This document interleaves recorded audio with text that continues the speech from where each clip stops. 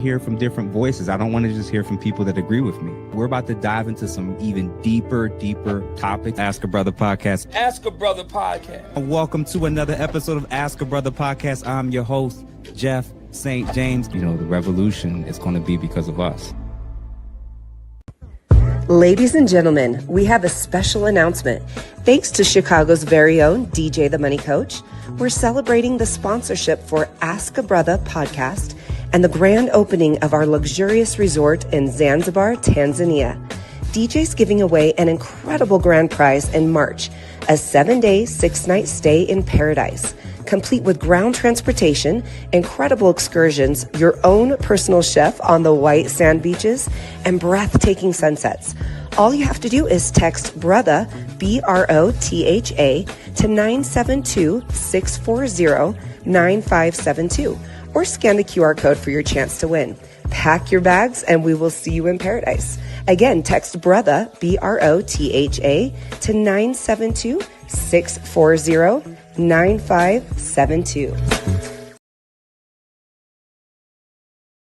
Let's go. Yes, sir. Yeah. Come on. If you are in the chat, let me know that you are in the building. Please make sure that you comment, like, share, subscribe to this channel, and absolutely, please become a member if you are not. The membership is only $2.99 to be a member to support this brand and channel. We have so many quick fire announcements that's happening, but shout out to our brand new sponsor, as many of you just saw, from Pom Pom Suites in Zanzibar, and shout out to DJ, the Money Coach, the Chicago man himself. Listen, y'all, I highly recommend that you guys check out their stuff. We're going to be posting the links pretty soon. As soon as this live is over, we're going to make sure it's in the chat and also in the description of this video, as well as on our channel bio at the end of this live. So listen, sorry, y'all. Listen, y'all, the reality is your boy is back after a couple-day hiatus, just kind of getting ready for what's coming. And I'm telling you guys, we got so many fire episodes, concepts, interviews, a bunch of things is popping and coming. And I'm absolutely excited. And already somebody is now a member. So appreciate you, Lee Turner, for being a member for the next month or so. So everybody, if you're watching this, if you have not done so, please make sure that you sign up to be a member of our particular channels, especially Ask a Brother Podcast, myself. And a couple things real quick. So one, just a reminder, guys, for that initial sponsorship of Pom Pom Suites in Zanzibar and the DJ the Money Coach, feel free to check them out. Like I said, I will be posting the links later throughout the show as well. And again, text Brother or B-R-O-T-H-A to 972-640-9572, and you'll get a chance to win a free trip on the house on them. So again, feel free to check it out. But number two, shout out to our subscribers. 45,531 subscribers are in the building on this channel. Yes, sir. So thank you to the subscribers. We're almost teetering on my big picture goal, which was originally 50,000 for this year. We've been climbing, so you guys are helping. And I always say, man, if y'all love this content, if y'all enjoy the interviews, if y'all enjoy the back and forth, a lot of the collabs that I'm doing and building, just support in the ways that you feel that you can. If you want to be a member, shout out to you. If you want to hit them super chats, which I see Lee Turner has already done with $2. Appreciate you, good sir, for that. Absolutely. So thank you for the $2. And guys, if you, like I said before, man, just spread the word. Whenever you see us go live, always try to send it to 2, 3, 4, even 5 people. And that's what helps us with the algorithm for sure. So last but not least, our members and our groups that we have going on. In regards to our groups, we have our men's self-improvement group that I literally just finished about 10 minutes ago. We just closed out. We do that on Tuesdays at 7 o'clock Eastern Standard Time. This group is dope. I'm telling y'all, I may even invite some of the guys to come on. We're actually building. We're actually making progress. We have fitness goals. We have career goals. Guys within the group are starting to network together and building things that they used to dream about that they couldn't even build and do on their own. We're all collaborating and starting to work together. I'm super excited about what this group is turning into. And then also on Mondays, we have our movie/book club with Mr. Philosophical himself. Listen, y'all, all I'm going to say is spread the word for those who are members. Who was in that? Mrs. Plum, Miss Couture. Some of our admins are actually part of that group, and it is absolutely fun. It is fire. And I tell y'all, man, we've only done 2 weeks of that group so far, and I'm already liking and loving it. The feedback's been phenomenal. We're super excited about what this group is starting to turn into. So, real quick, y'all, I'm going to eyeball real quick to see who's in the building. Hey, Mrs. Smell the Roses hitting us with the banger 1999. Thank you, madam. Thank you, madam, for looking out and always showing love to the Ask Her Brother team and family for sure. The Real Books is in the building. Who else we got? Who else we got? Olua one. Make sure y'all hit that like button if you haven't done so. Appreciate you, Olua, for the lookout. Grits and Bacon 05. Yeah, man. Things are happening. And Doug MPA. The GOAT is in the building. But listen, y'all, before I even get to any more chats or any more comments, it's time for me to introduce tonight's next co-host. I have been chasing, I have been fighting, I have been scratching, I have been begging, trying to get this woman on because from the time that I've come across her channel and I catch her lives, I look at her clips. She be hitting it home. She's highly entertaining. I've already been on a panel with her. Tonight's particular co-host, please help me welcome to the stage none other than Miss Red Talk Anna. What's going on, madam? Hey, how y'all doing? Okay. Welcome. So for starters, how are you? I am doing great. I'm glad I made it. Look, had a couple of difficulties, but I'm on here. I'm on par. How y'all doing? Yeah. My a lot of my people in my chat, they've been typing you up and saying, when you gonna get her on? I said, we gotta ask and wait for people's schedules to line up. Like I can't just say get on the channel. So Look, I'm here. Yeah. I appreciate you coming through. So everybody that's on my side, if you have not followed her content, if you're not familiar with her brand, hop over real quick and make sure you subscribe to her channel and make sure you show her channel and her content some love. But let's get into today's particular topic. So today's topic is why do women turn on each other when accountability enters the room? Now, before I play any clips or say anything as a guy, what's your initial thoughts about this topic, and do you even think that it's relevant? Oh, it's definitely relevant. It's definitely, I this is my perspective of it. Women don't like telling other women when they're wrong, and they think if they do tell them, they think that they're, as if it's a bad thing. So this is where we're at now. That's why I call a lot of the women the untouchable, especially the modern women. Ooh, Yeah, because you're not allowed to say it. Oh my God. Listen, y'all, I'm telling you right now, if you are not subscribed to Red Talk Anna, she ain't gonna hold nothing back. And I like what you said. You're saying that a lot of ladies carry themselves emotionally as if they're untouchable, where nobody gets to say anything, but especially other women. Yep, you're not allowed to say nothing. And this is why women are allowed to do a lot of different things, even if it's wrong, if it's on the wrong path, and the women just okay it. This is why we have a lot of modern women. Sorry, but we got women that's 300 pounds. And what do you see all on their comments? You look good, go queen. Hold on. We ain't gonna skip over what you just said. It's like it doesn't matter how she presents herself, carries herself, or how she looks. There's always going to be women that's willing to lie to her. Why? Like, what's the point? Like, what is? Because I have what I did some research. I took some notes. Why do you think a lot of women do that? I think they think that it's part of the girl code. I think they think if they tell them that don't look good, you shouldn't be doing that. I honestly think that they think that that's wrong to say you should not have on them shorts. You should not have on that dress. Yeah, listen, I don't know what it is, because with guys, I've noticed a lot of guys, if they're really your friends, they'll tell you the truth often in jokes. Where you right, they'll come at you about your hairstyle, your haircut, what you wearing, and they're like, "What you doing wearing that?" And they'll flame you to where they flame you and joke on you enough till you get it right, and they're doing it in love. And I'm like, what is the version of that for a lot of ladies who are struggling with like this endless loop of, if somebody tells me something I don't want to hear, we got to lash out at each other, or so and so's a hater, or they're not my friend anymore. And the reason why I thought that this particular topic, and you would be a great co-host for this, is I think this is going to be a great episode tonight, is because I noticed two things in the last 2 weeks that kind of stood out to me. The first was Dr. Cheyenne Bryant. Now, for those who are in the chat, everybody knows how I feel about Dr. Cheyenne Bryant. I'm sure she may not even know I exist, but B, she may not be a big fan of mine either. And a lot of times when I've critiqued her, it hasn't usually often been about what she's saying out her mouth. It was usually about how she's dressing and the image that that creates for the Black women, right? And Black women in general. So as a professional, as a woman with her academic background, her professionalism, I get frustrated when I feel like, she's double dipping and potentially carrying an image that she doesn't need to try to you're known, you're out there, you're successful. That's not something you need to do.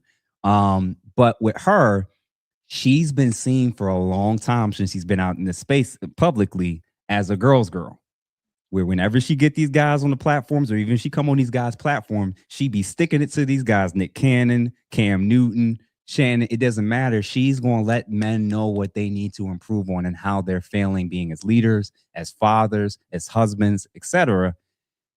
Sometimes I think a lot of people felt like she really didn't have that same type of energy and smoke for the ladies. Well, I got a clip for everybody.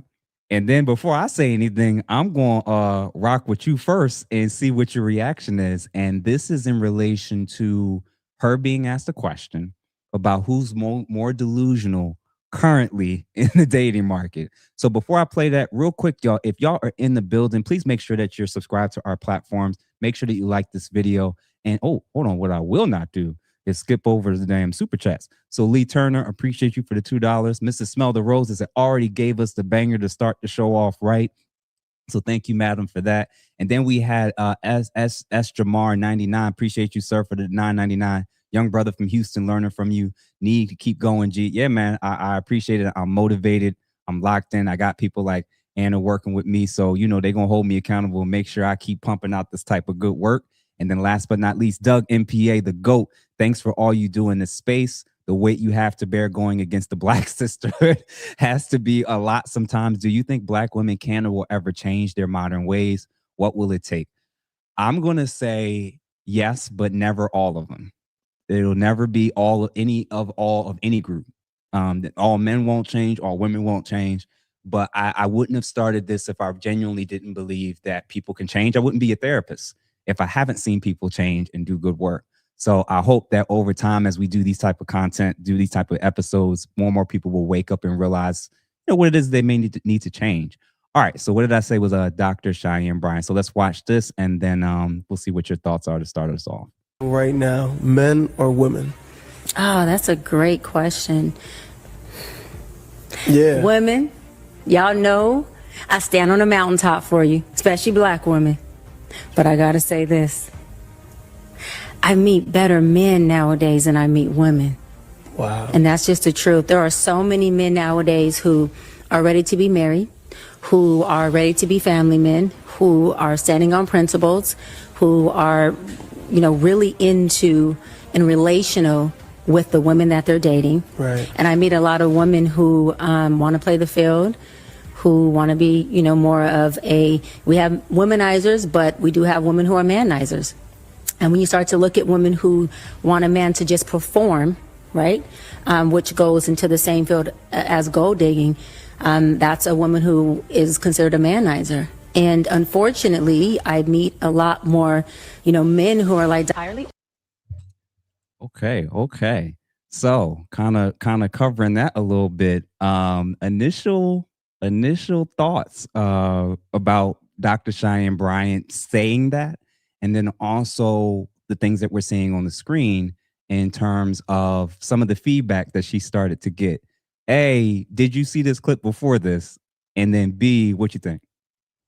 I honestly think that she is backpedaling. I think that she says wherever the crowd wants her to go. So it depends on what podcast she's on. That's where she's going to flow to. Hold on, y'all, because Red Talk Anna is claiming that maybe this might not be quite as it seems. So you're saying that this is more of a trendy thing going on right now with her. She's trending. So I think she's going to answer whichever podcast she's on. She knew that when she was on Cam Newton, she knew exactly which questions to ask. She knew exactly where to go with that. If she goes over to even some of the women podcasts that might be, off the chain, she's going to go with them. I think she's going to go with whatever podcast. She's going to go from hot to cold. Mm-hmm. Now, when we look at some of the comments that's on here, I'm going to read these off, but I want you to tell me what your thoughts are about this stuff, because I'm not surprised by what I see. So the first lady says, a male-centered woman will always and forever be a pick-me. This lady, a pick-me is waiting to be picked. The funny thing is, men don't really want a pick-me. They overstep them because these ladies acquiesce, cater, and coddle them. Those same men try to break women who aren't really wanting to be picked. Woo, woo. Reality in a glass with a straw. Next person. She wants to be picked and is tired of showcasing as a strong single woman. Nothing wrong with it, but no need to falsify, because men even state they were not created to be monogamous. Remember what she chose to wear at the Jeezy concert? Wore a hunter green lingerie set to try and match his blazer.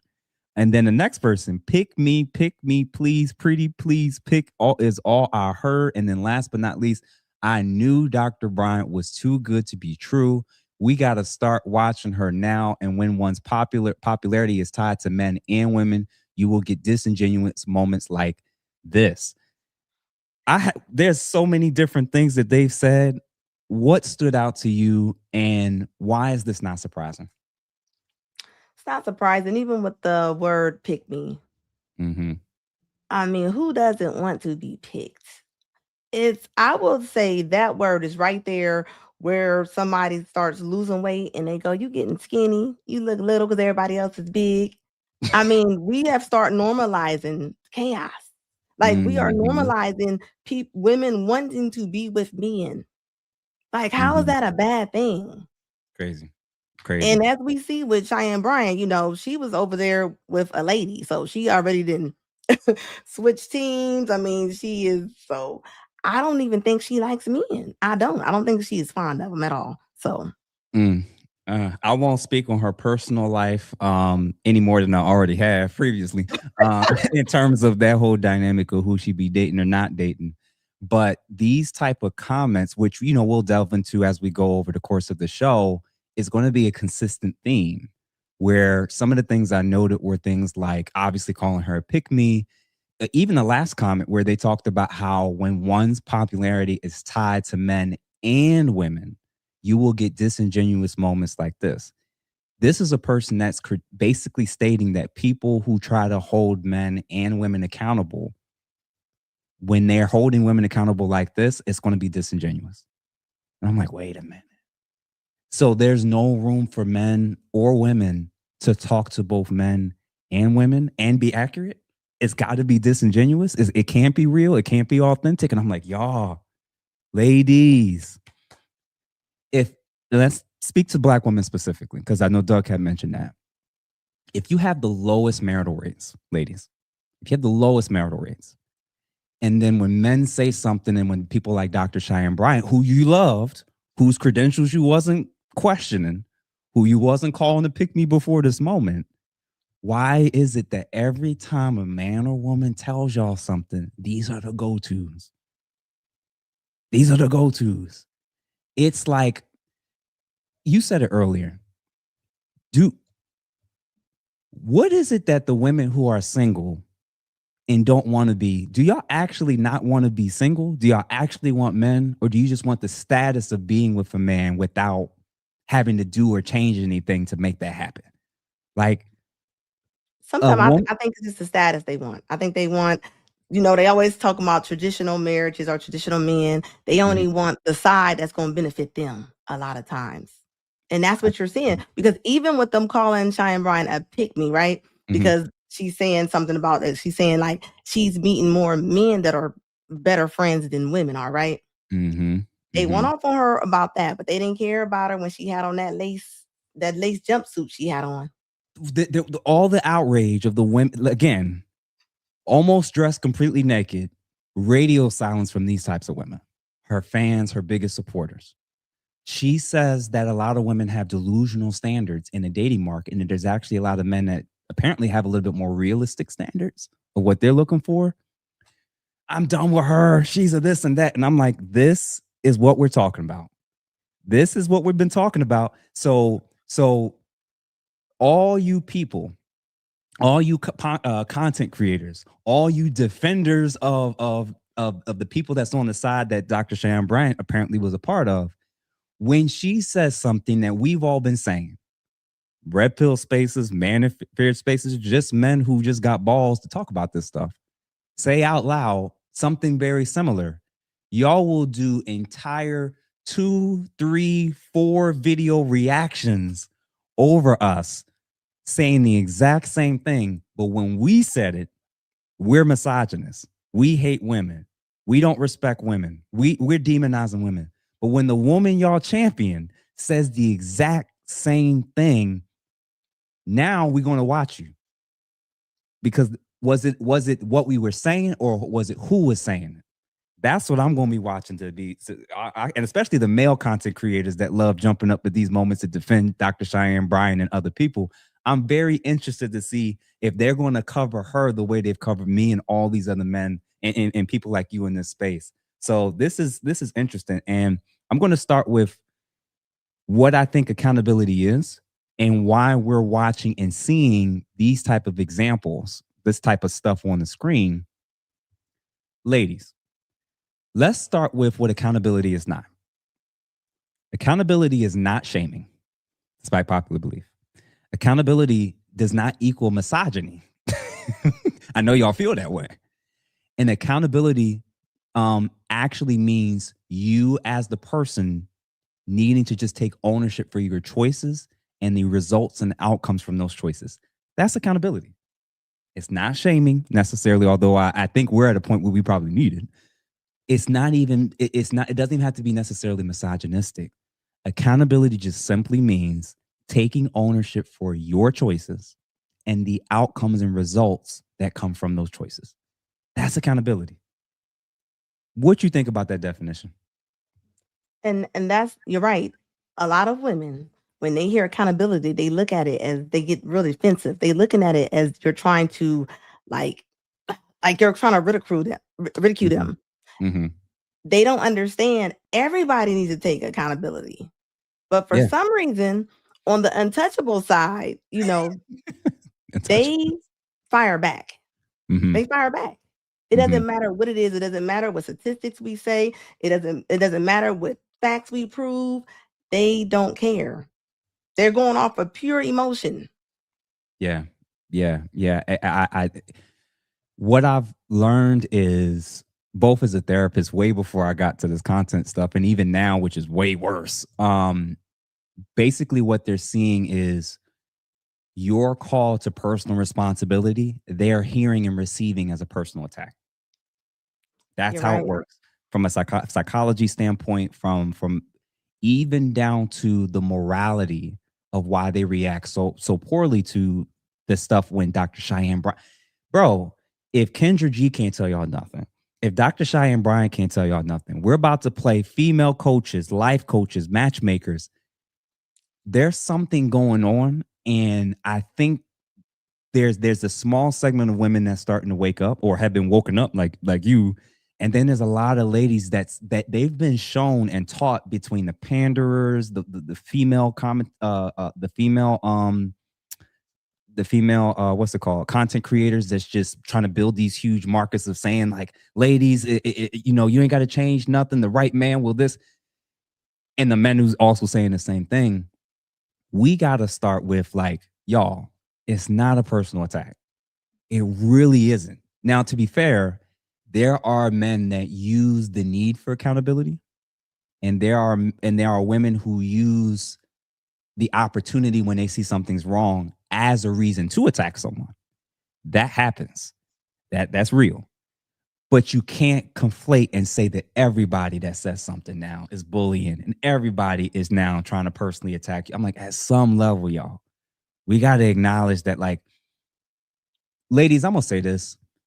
If you can't listen to a woman who is a professional say something and reevaluate whether or not A, it's true, and if it's something you just need to tweak or kind of adjust in. How are you showing up in relationships with men? Because I've been told the sisterhood exists, right? So if the sisterhood exists and women can't tell you the truth about what you're wearing, about how you're carrying yourself, about the types of men you're surrounding yourself with, if they can't say anything, imagine the version of you experientially with the men that's trying to do life with you and live with you. We gonna get to it next. So real quick, I see there's a bunch of people that's currently pulling up in the chat. We're actually almost clearing close to 262 plus people, and I know we don't have 262 likes on Ask a Brother side for sure. So guys, if you haven't, please make sure that you subscribe to Red Talk Anna. Please make sure you subscribe to Ask a Brother if you haven't done so, and like these particular video streams. And again, feel free to become members if you haven't done so. And then I'm going to just click through a couple of the quick super chats that I see that just recently pulled in. We have the Real Sync One, $9.99. Keep up the great work, and we support you, brother. Appreciate you for sure. Micah Malice Leon, $2. Benevolent Patriarchy by Feminist Specification. Appreciate you, brother, for that for sure. And then also Static Shock, the Jedi's Avenger, $5. My question is, why does the term pick me attribute to Black women, but every other race they are just good women, wife material? Yeah, man, the language and things that we're using that kind of keeps us stuck and trapped in this hole is absolutely out of control. And I hope that as we catch it, as we sense it, as we get better, and especially our ladies that's watching this type of stuff, ladies, run. When you start hearing all the terms and new talking points that's designed to kind of keep you unattractive, to make any term that modern women are randomly pulling out of thin air to use to control you and your behavior as it relates to men, 9 times out of 10, it's designed to make you less attractive to men.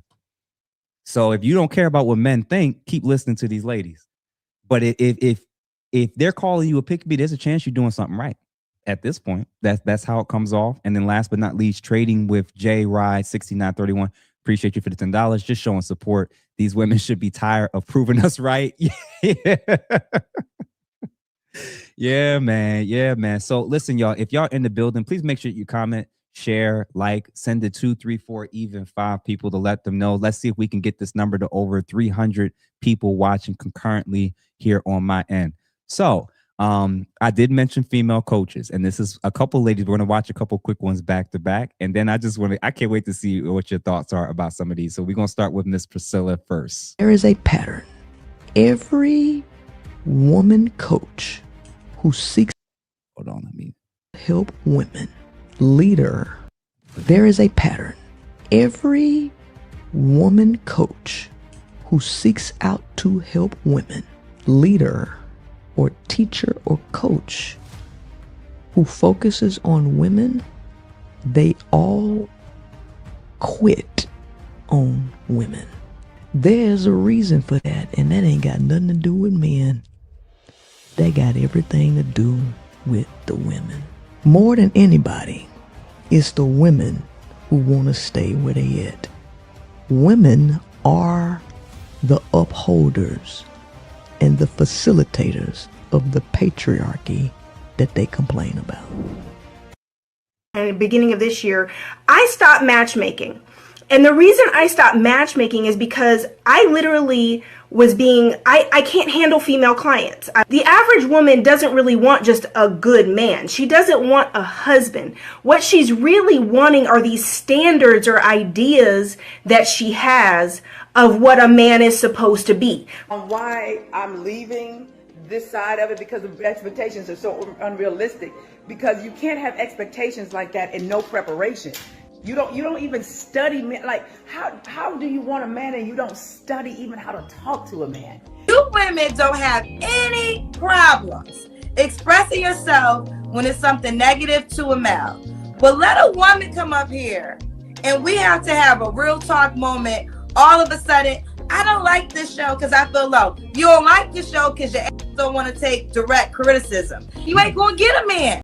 Essentially said that I am not ready for her type of services because I have too much work to do. My walls are too high and I'm not ready for a long-term committed relationship at the ripe age of 38, where I've been in therapy for 10 plus years. She also said that I need to soften a little bit. And men like a softer woman. Essentially, I spent $350 to meet with this woman, have her tell me I am not worthy of love as I am, but the fact that I need to change in order to be worthy of love and partnership. We shouldn't be pushing on these narratives that people are not worthy as they are, and essentially telling women that the type of woman they are isn't worthy of love.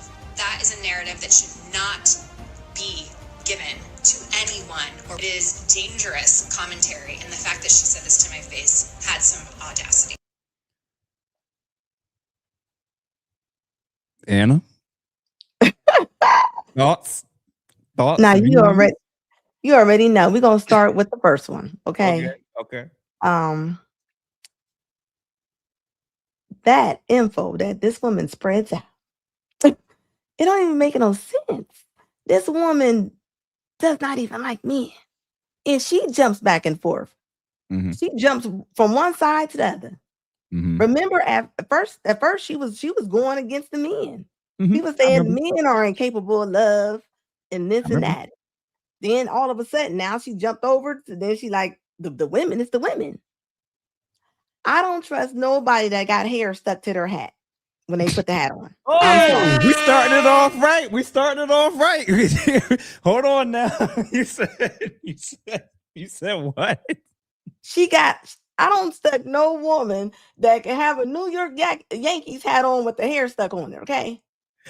Oh no. Listen, y'all, please make sure that you subscribe to Red Talk Anna. And it's true, I've seen her do the back and forth, deciding, but sticking with what she actually said this go around. She too is saying something about how so many of these ladies are being like, it's my job to help you in life and in relationships, and y'all fighting against us.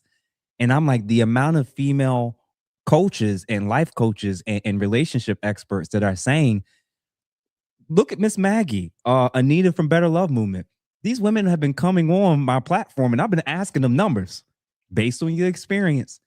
Their ranges have been consistently saying 70 to 80% of women are not compatible for long-term commitment in relationships.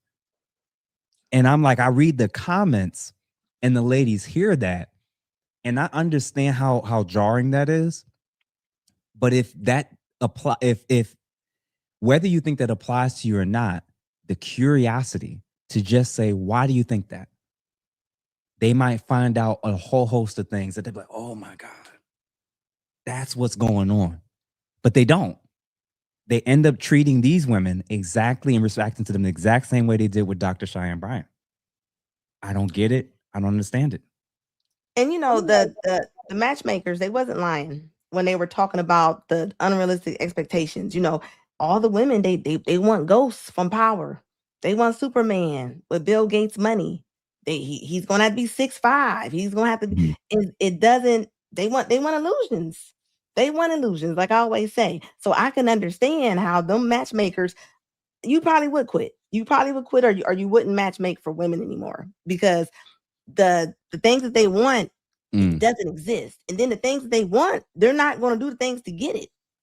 They're not going to do the things for the men that they say they want. And you saw the last lady. Where's she at? This one. Essentially said, she's so in her head about, what's wrong with the matchmaker. How dare she say I need to change things? Yeah. If you plan on doing life with another person, you can't just think about you. And I'm like, she is stunned with the idea that there's things that you have to adjust and change in order to do life with somebody outside of yourself. And I'm like, what was she like on dates and in relationships if this is how she's showing up with a matchmaker who's paid to help you, and you're rejecting her? Can you imagine an argument with her on a random Tuesday after work? My God. Oh my God. But think about it. She's never been told the truth. A lot of women have not been told the truth. They haven't. They've only been coddled. If they 300 pounds, they're like, oh, girl, you still look good. If they break up with every man It's okay. He's a bum. Like, if they've never been told the truth. Oh no. Oh no. So real quick, I had to go back up to the super chat because Doug MPA, he said this question was actually for you. He said the weight you have to bear going against the Black sisterhood has to be a lot sometimes. Do you, Anna, think Black women can or will ever change their modern ways, or what will it take? You know, I will say this. I don't think a lot of them are going to change. I think the ones that do want to change, they will. But the majority of them, they don't. It's like a button is in them and it's turned off to where they can't understand logic. It has to be. So when and they do, they come from my neck, and that's okay. That's okay. I'm used to it. But what I'm realizing is it doesn't matter how hard they fall. Even right now, they're falling down the stairs. How many more stairs they gotta fall down? I don't get it.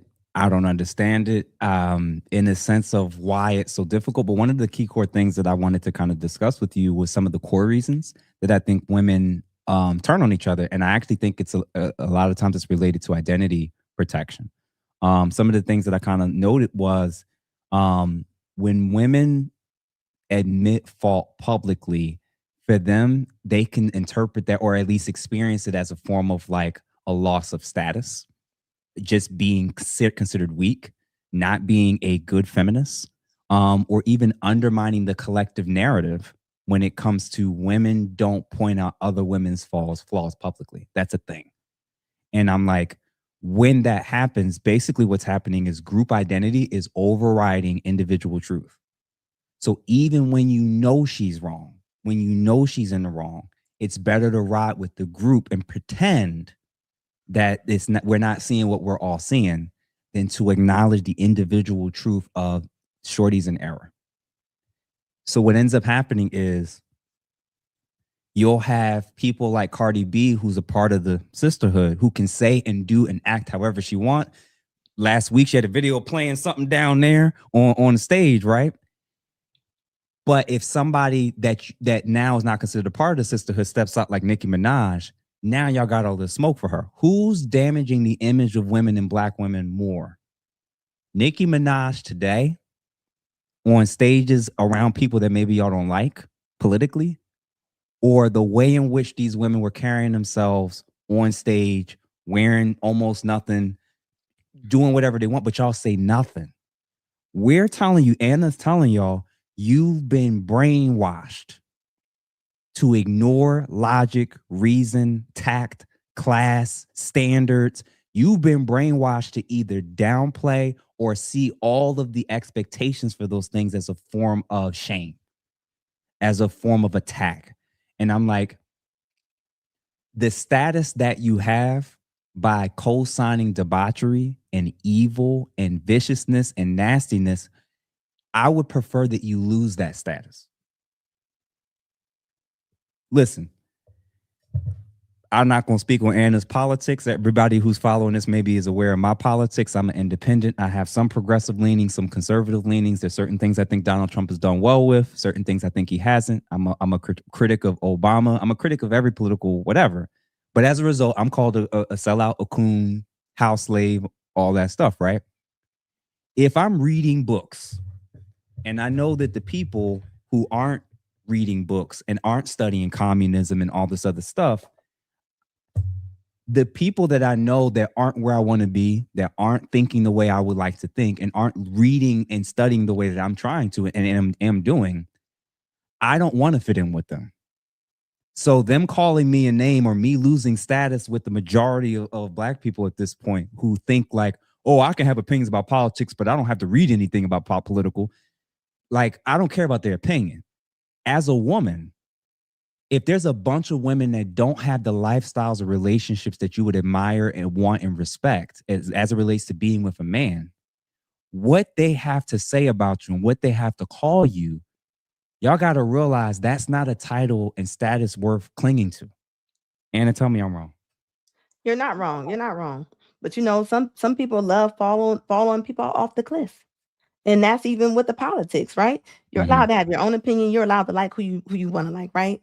People are not aware of what's really going on, even when it comes to the politics. They don't know what they push in front of your face. So they want you to follow them Epstein files off the cliff. Yeah. Like, there's other stuff that's happening, but they don't realize that they will push certain things in front of your face so you can go follow something else. The go along, get along crowd. And the worst part about it, and I've said it in previous streams and all the people's stuff, we celebrate the things we shouldn't. We ignore the things that are important, and we shame and attack the people who are pointing out like this is why, like, I can take it as a man. I can take people hating me. Everybody can think I'm a misogynist, but y'all are now doing this to each other. You have professional women. You have women that are smart, that are beautiful, that are women that's on y'all side that will say, hey, sis, we gotta, you're a little unrealistic with the 3 baby daddies and demanding a guy who ain't got no kids. And like, sis, you might have to make some compromises and y'all will lose your ish. And I'm like, what? I don't get it. I don't get it. I don't get it. But like we said before, I think the starting point is this is heavily about identity protection. And when it happens, when you go into identity protection mode, when one woman calls out another woman, especially publicly, the one who's being called out, she sees and interprets it not as an act of love. She doesn't see it as an act of you caring. She sees it as an act of betrayal and public humiliation. So, in my mind, I'm like, well, if I see you as a threat, or I believe you betrayed me, why would I speak well to you? Why would I receive anything you got to offer? And I'm like, ladies, yes, it's true that there are people, men and women, that will try to point things out in a way to try to humiliate you and will try to hurt you. But every woman and every man that's saying these things can't all be, this is an act of betrayal and an attack and misogyny and internalized misogyny if Anna does it and misogyny if Jeff does it. Y'all, we got to start with a basic question for every woman that's watching this. And again, if you all are watching this right now, please make sure you're subscribed to our channels. Please make sure that you like this and send it to every girl, young girls, teenage girls, women, grown women that should have known better. Send it to every woman that you know. A, because we're not going to say nothing too crazy, so you can trust us. But B, because it's important for every single woman and every single female that's watching this to ask this simple question. Who is allowed publicly and privately to say something that you individually and that women collectively need to improve on? Who's allowed to? Is it a panderer? Is it the panderers, the men and women who almost never tell y'all what y'all need to hear, that always tell you what you want? So is it the people that never tell you what you need to hear? Are they the ones that's allowed to? Because they're never going to tell you. They're never going to say anything you don't like. The ones that's sitting on those stages and doing tours, that's always giving the feminist version of events and always reframing it to make the guy look bad. That's the person you'll trust with telling you what you need to hear. They ain't gonna say nothing. So, is it the pastor who you see every Sunday for church and pay up tithes and offering to, but then your life with how you moving with men reflects you don't listen to that pastor? Oh, okay. Oh, it's your mama who don't know about all these men you bringing around and don't find out who these men are until you let her know that you're pregnant by. Who is these people that exist that are allowed to talk to women and let them know there's things that they need to improve on, especially like the matchmaker situation, especially for them to understand that there are things about you that may be harming your chances in the dating market, and the options that you're left with is oftentimes a result of how you've been showing up. If women can't tell you nothing, if men can't say nothing, if you don't listen to pastors, who is allowed to tell women, and I'm going to say specifically, and I already know how it's going to be, who is allowed to tell Black women the truth? Anna, please answer that question for me. Nobody. Okay. Because see, nobody. How about this? People talk about qualifications. People talk about this, talk about that. all you ladies that only you have your list of people, channels, and pages that you subscribe to. Let's start with the women. If you have all these far left feminists, super progressive, pro women, whatever, hear me roar group that you follow, fine. I'm sure within those bubbles, there's things that they're saying that are good. There's things that they're saying that are helpful, may even be true. But if every single time any of them say something you don't like, y'all start turning into those ladies that commented. Actually, I'm going to pull it back up. Like the clip, like the ladies who did the comment with Dr. Cheyenne Bryant. If y'all start ending up like this again, where is it at? Let me remove this one. Remove and add. But if every single time any woman gets out of line and starts telling y'all things that maybe a lot of y'all are delusional. Maybe some of y'all do need to lose some weight. Maybe y'all do need to fix y'all attitude. Maybe some of y'all actually don't deserve a man. Maybe some of y'all need to go back to the man that you thought was good enough to give a child to.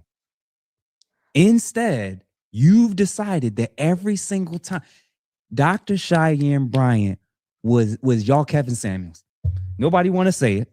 Nobody want to own it. But y'all were treating her like she was untouchable. You didn't want to question her credentials. You didn't want to question her background. You didn't want to question whether or not she was living the lifestyle that she was telling everybody else and prescribing for everybody else. But the moment she held women accountable about anything, this is the type of reactions and responses you'll have. So my question again, what Anna said is, if you behave like this when women say it, when Black women say it, we can't even discuss what happens when men say it. What Anna's saying is, and it sounds like y'all are making it seem like nobody is allowed to say anything about y'all individually or collectively. What you about to say, Anna? And that's the thing. We are normalizing dysfunction.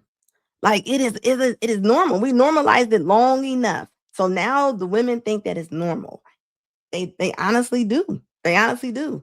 And look how it's even put on social media, even when it's the celebrities. I mean, the celebrities put it out there and we normalize it. But we don't, but you know what they don't normalize? We don't see the consequences on social media. We don't see the consequences a lot of times on TV. Bro, I appreciate you saying that. Because it's bold of you as a woman, and especially a Black woman, to even engage in this stuff, because it's like these people are vicious, man. They're trying to take people's jobs, get their channels taken down, stalking people. Like this stuff is insane. And I'm thinking about it and I'm like, why is it that the group of westernized women are struggling? Y'all aren't getting the outcomes y'all want. And y'all keep being told the problem is always one side of the aisle. And I'm like, all right. According to them, because I don't just suck up to women and don't tell them everything I want to hear, I'm not qualified to speak on relationships. So I'm going to cover these super chats and then I'm going to give an example how if somebody like me and Taylor Chandler and many others aren't qualified to speak on this or talk to or about women or Black women specifically, then like you said, then who is? Nobody. So a couple quick super chats real quick, just to eyeball. Trey's in the building. Appreciate you for the $1.99. Black women will continue to trauma bond. Yeah, man. I think that across the board, I think a lot of us Black men and Black women do a lot of trauma bonding. And I think that's why our community and relationships often look the way that they do.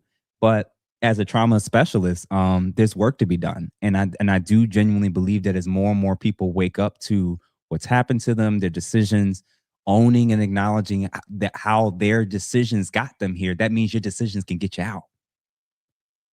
And I'm like, it was a quote I came across recently. It was like, when a woman sees herself as a good woman, any critique is going to be seen as an attack to her morality, as an attack to her ethics, as an attack to her being seen as a good person. Because when you're in your mind, when I'm a good woman, he's a bad man. Men ain't ish. I'm a good person. I know I'm a good. When you keep telling yourself that, when you hear something that now creates that cognitive dissonance, now you're going to have to figure out, either they're going to go to the one extreme of now I'm worthless, now nobody wants me, or they're going to lash out at the person that's saying something. There's place in the middle. There's place in the middle, y'all. And this is the goal of what me and Anna are going to try to get y'all to is, I don't want you to walk around in misery forever, that there's no men that want you or will deal with you. But I don't want you to keep walking around thinking that your ish don't stink and there's nothing to change. I'm going to tell you this. If every woman that's watching this, if we ask the question, does every single man deserve a wife? Every woman would, of course not. Every man don't deserve a wife. Who do you think he is? And you got to bring something to the table. They get that. And then when we say, well, ladies, does every woman deserve a man or a husband or a boyfriend? And a lot of them won't realize what the trap was. In order for you to even carry in your head the thought that you deserve anything, how would you might have to carry yourself for that to happen? What do you have to quote unquote bring to the table, which a lot of y'all don't even think exists because y'all think y'all are the table. Exactly. Come on, ladies. Y'all better wake up. And then Shannon Summer, hi, Anna, with the banger for, oh yeah, the $49.99 banger. Somebody showing love and showing support. Listen, y'all, if y'all have not subscribed to Anna's platform at Red Talk Anna, please make sure you do. And then the last person for the super chat for now, Duffy Main 0590. Appreciate you for the $5. If Dr. Cheyenne Bryant talked to women like Kevin talked to men, they'd have burned her at the stake a long time ago. Yeah, man. Like, I'll say this. If Dr. Cheyenne Bryant talked this way from the beginning, most women would have never followed her or liked her. You know what I say? The representative only is going to last for so long. Your real personality will always come out. I don't care who you are. This is crazy. And, you know, I got a couple more clips that I wanted to go through real quick. So, guys, again, if you haven't, please make sure that you like this stuff. Make sure you subscribe to our channels. Become members. My membership is really cheap. You know, Anna, she might got the expensive memberships, but I got cheap. I got a $2.99 membership for everybody that wants to show love and support the channel for sure as we continue to build. There were two things I wanted to kind of touch base with you before we hit these additional clips and then get to the finale when it comes to Taylor Chandler and her back and forth with an academic woman, tribe over truth and social competition dynamics. I think these are both really, really important things that are playing so heavily into why all these female commentators and life coaches and matchmakers are saying this stuff finally out loud in the public. Tribe over truth, you know, we kind of alluded to it earlier.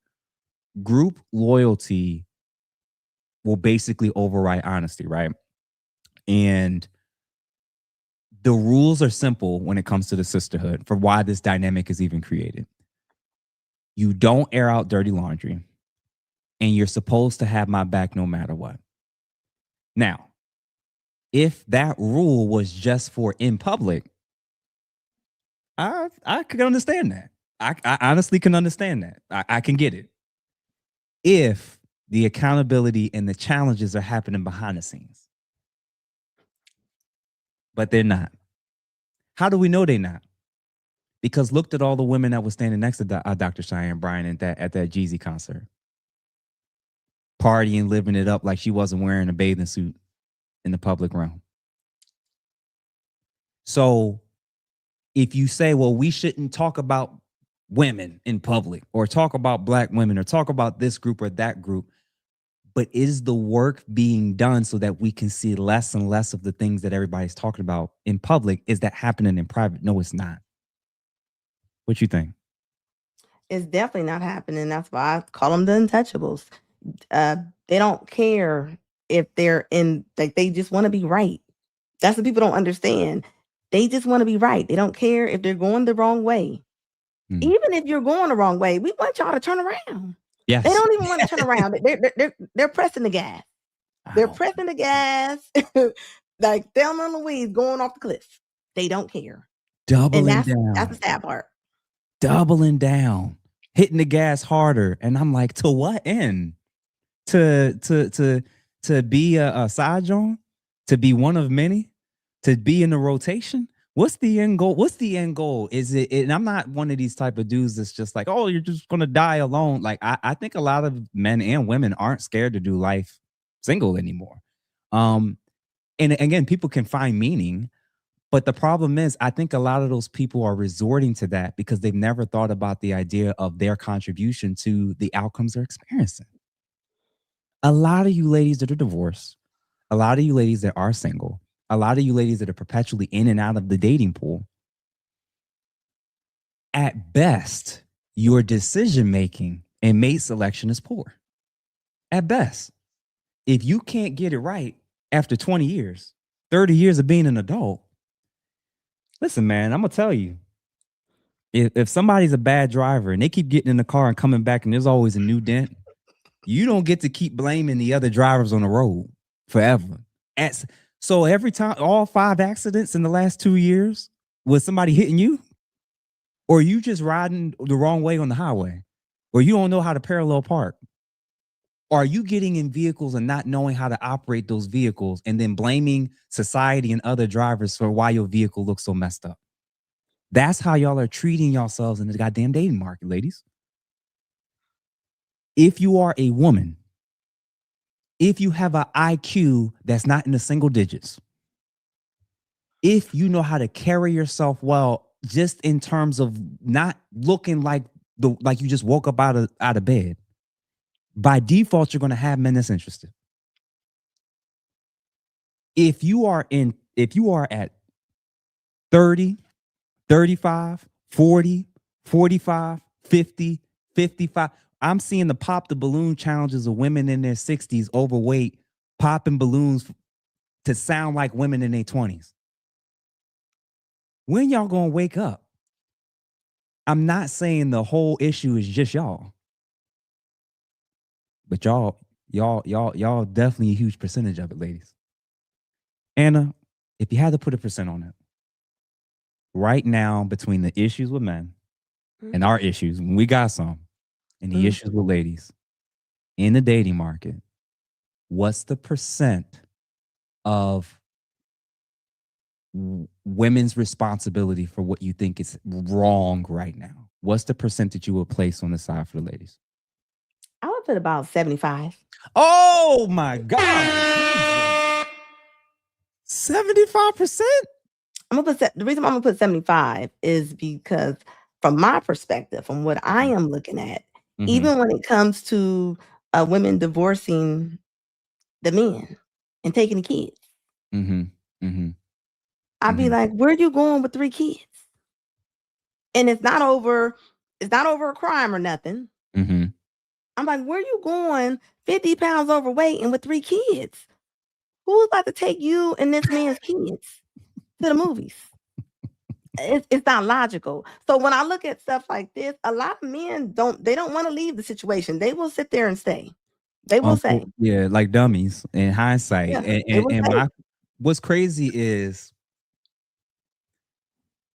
if I was to lower that percentage, I would lower that percentage only because so many of the ladies can act that way because men are enabling it. In order for women to live in this type of delusion, there has to be men that thinks it's acceptable. There has to be. We are filled with so many weak men in this culture right now.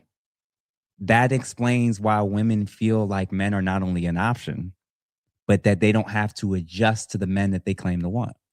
Because like when women say, well, you want another man will, they mean that all the way up until a man that will commit that that will marry me. But there will be men that will pay for trips. There'll be men that will send bags. There'll be men that pays for dinners and food and Ubers. And there will be men that's going to do these things. It's the truth. So as big as that percentage is, I'm going to acknowledge like men are also contributing to why that percentage looks like that. If that makes sense. It does make sense. It definitely does make sense. But at the same time, I definitely think men have been told you have to deal with her attitude. That's just the way she is. You a weak man if you can't deal with her attitude and the way that she talks down to you. That is normal. That's not normal. Yeah. That's not normal. So fellas, listen, fellas, one of the things that, the last couple of weeks when we were, semi-trending, talking about, some of these different panels and how these men are carrying themselves that are panderers, a feminized environment is one where women aren't allowed to be challenged or critiqued. So happy wife, happy life is that you leading the home, or is that her leading the home with her emotions and her feelings and her vibes for that day? So when somebody says, happy wife, happy life, when she can functionally say and do whatever she wants, she never has to apologize. My man, I hate to break it to you, brother, but you feminized. So that's that's what it is. And I appreciate you stating like that percentage is crazy high as it is. That's the failure of fathers. That's the failure of mothers. That's the failure of men that are still dating and procreating with women that don't need to change or improve or even truly value the men that's in their lives. And y'all still want to sleep with them and deal with them anyway. Even how a lot of women talk to their men in front of their kids, regardless if they're married or not. They talk to the men as if they're one of the kids. 1, 2, 1, 2, 3, release them. Listen, men, y'all time to be released from the shackles, fellas. Listen, it's 2026. There are women out there that's normal like Anna. There's women that are normal that can apologize, that do take accountability. Fellas, we got to stop going for the Instagram thotties, for the IG bops. We got to raise our bar and standards, because the same men that's in these chats that's talking about the women ain't this, the women ain't that. Don't let me look at your subscriptions. Don't let me see who you follow, fellas. You know what, fellas? I may do a little challenge. I may look up, I'm gonna tell my wife the challenge now. I may look up a whole bunch of different female adult actresses and sex workers. I may look them up, and I'm gonna see if there's any mutual friends following my page and following them. I'm thinking about screenshotting this and doing the episode and saying, "What's going on here, brother?" I'm serious. You know what? I'm a wifey. So if I'm looking it up for research purposes. Red Talk Anna gave me permission. So if you need to challenge me for why I'm looking this up. So guys, if you're in the chat, please make sure that you like, subscribe to our channels if you haven't done so. Somebody posted, Lando said, we got 300 plus people here watching and we haven't even hit 200 likes. So guys, if you haven't, please, if you like this stuff, if you're enjoying, if you think it's helpful, please make sure that for sure that you like and share and send to every woman that you know. We're actually at 385 people concurrently watching. So guys, if you share it and send it, if each of you that's watching right now send it to one person, just like that, we probably can clear 400 or even 500 plus people. So send it to guys and to the ladies, send it to the young girls, the women that's in your life. This is extremely, extremely, extremely important. And there was something, and this was a comment, and I'm glad somebody brought this up, and I wish I had pulled this up, and I will in the future episodes. They turned against Claire Huxtable. That's when I know most of the damn hope for women in general, and especially in this community, was lost. When y'all turned against Claire damn Huxtable, when she was talking about how we were carrying ourselves and how we were dressing, and y'all said, who want to listen to that old woman? Are y'all serious? So when I asked before and you said nobody. All caps, nobody. They turned against Monique, Claire Huxtable. Now let's get to my background, because we already done established that famous people can't speak on it. Women can't speak on it. Pastors can speak on it, kinda. But then if you talk too much about it, y'all ain't gonna come to church no more. My background, although I'm a specialist with men and especially with trauma, I worked with children, worked at schools. My first counseling sessions, believe it or not, even as an intern, was actually with couples.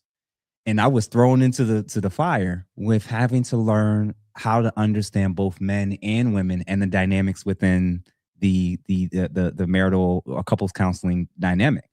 And when I would work with them individually, I would see how they show up when I would work with them together, and keeping families together, keeping couples together, dealing with domestic violence cases, cheating cases that you thought, oh, this is bad, they're not going to recover. And then 4 or 5 years later, they're sending me pictures post their wedding with their first newborn. Like this stuff. And what's crazy is like, I have, I think, over a 90% success rate when it comes to couples, working specifically with couples.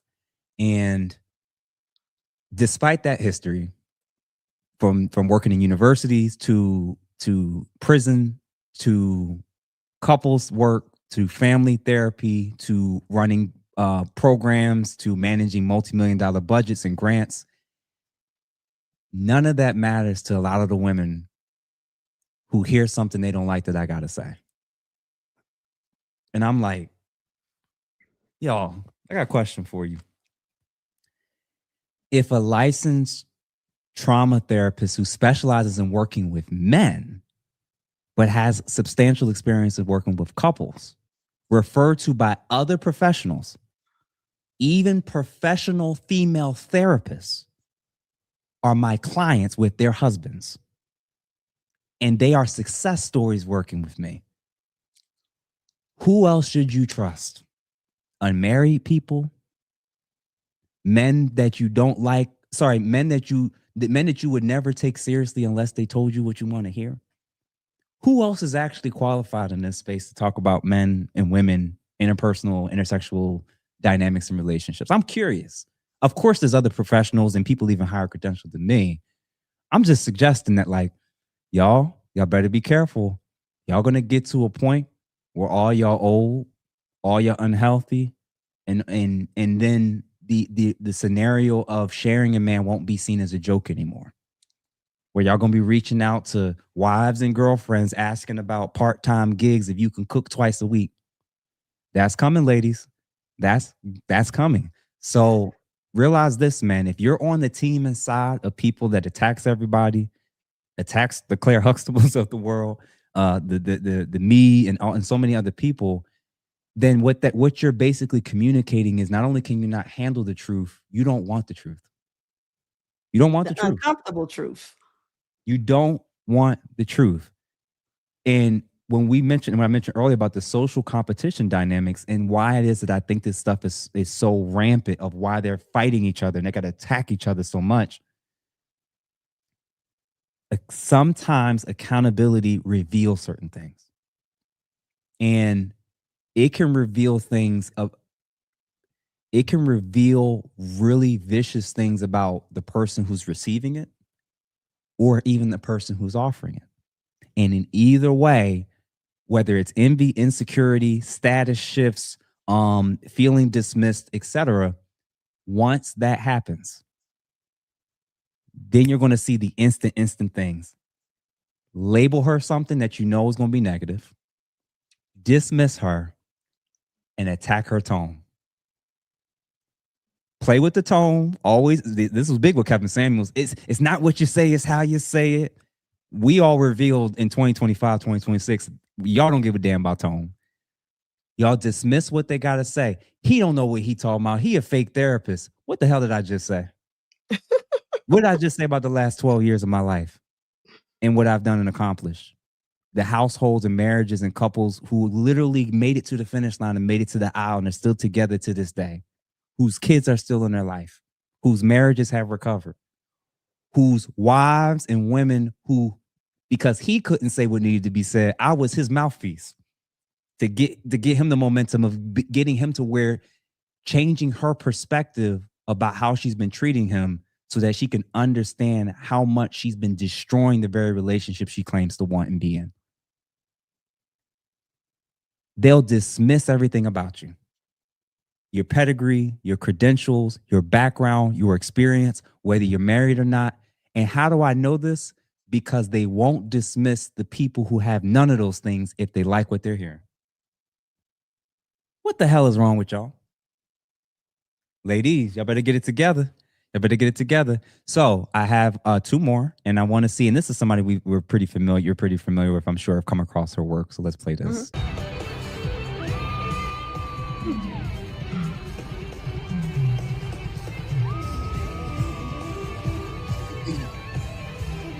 At this point, I am here to listen because I just don't understand why. Why do you guys support this degeneracy? Can someone help me? When someone like myself talk about this and talk about how disgusting it is and talk about how Black women need to be better and do better things, make better decisions, I am the bad guy. But you guys allow her to get on stage and play with her. I don't even need to say what she's doing. It's disgusting, okay? We should not be supporting people who represent us like this. Can you imagine what other races of people think when they see this? And you have to understand why people start to look at Black people a certain type of way. When we allow this behavior, we're clapping and we're selling out tours. What does that say about us as a community? What does that say about our values and the things that we care about? What does that say about how we think of our women? We have to do a better job at representing ourselves better. We cannot support dysfunction. It is redundant. And I understand it's not fair to judge a whole group of people based off of what the minority of them do. But when we sit back and let her behave like this, we let people behave a certain type of way in our community, that makes us complicit. That tells everybody else that we are okay with this, especially when we're clapping and we're blasting the music and we're supporting it. We have to do better.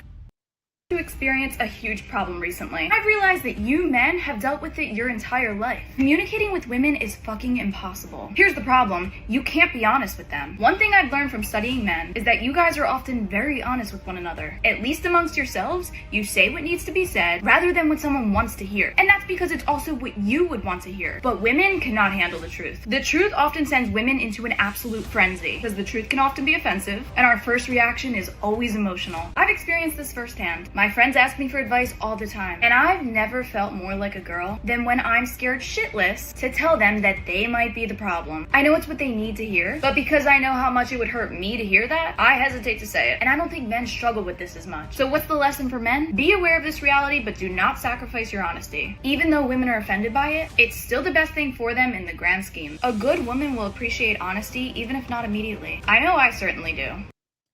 Shout out to Keith Sweat for the song Nobody. Like Red Anna said, that nobody is allowed in this space apparently to be able to tell women what it is that they need to hear. The first clip, what's your initial thoughts about what she said, or what we're seeing from your honest opinion?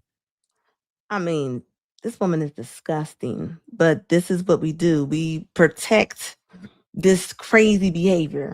If we have Secret Service, and when I'm saying we, I'm saying as far as women protect this as if they got Secret Service around any kind of accountability. Criticism is wrong to them. Like Shout there's out, no and shout out to reason. shout out to Carmen JC for that. She be hitting it hard. She be Yes, she y'all does. think I'm rough. Oh my God. I said I don't never want to get on Carmen bad side. and go ahead, continue. What was you saying? I was just saying, but this is another way. Like we're protecting this bad behavior. There's no reason why a woman should be doing Jimi Hendrix between her legs on stage. Like this is crazy to me. But look, they pedestalize Cardi B. You know And what this woman has hit every single wall that she can hit. It doesn't matter if she's rich. Bro. Why we gatekeep the wrong ish? How we gatekeep that? Like, bro, one of the things that I'm realizing, man, and she said it again in that video, Carmen said it again in that video, it's like, y'all see that and then attack the woman right after that's saying this is a problem. I've said it before, and I'm saying it to Black people, I'm saying it to everybody on the far left.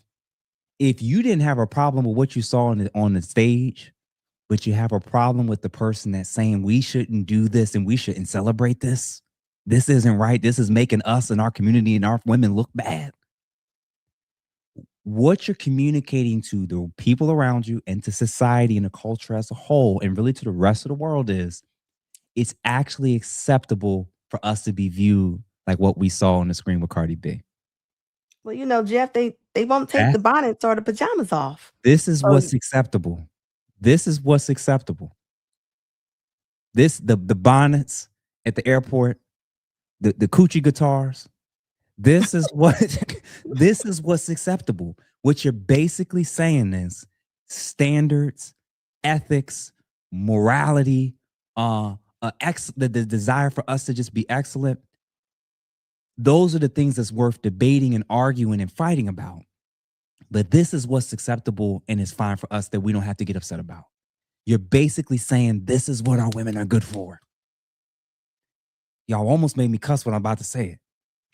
What you're looking at on the screen is the Michael Jordan of the bops in culture right now. This is what y'all saying is the woman to look up to. And the wild part is she's already rich and successful. So then what's happening is you're getting women that are educated and are economically successful who think that they can still do this. Listen, man, y'all, I hope that y'all are enjoying this, and I hope that y'all are getting something out of this, and that we are really, really going in the weeds of what this type of stuff, how it looks, how bad it comes off. Ladies, we have to get better. If you don't want to hear from me, if you don't think my qualifications or my style, my approach, my tone is it, I'm sure that there are countless other people, but a lot of y'all going to therapy for years with therapists who don't tell you the truth. I'm gonna be honest with you.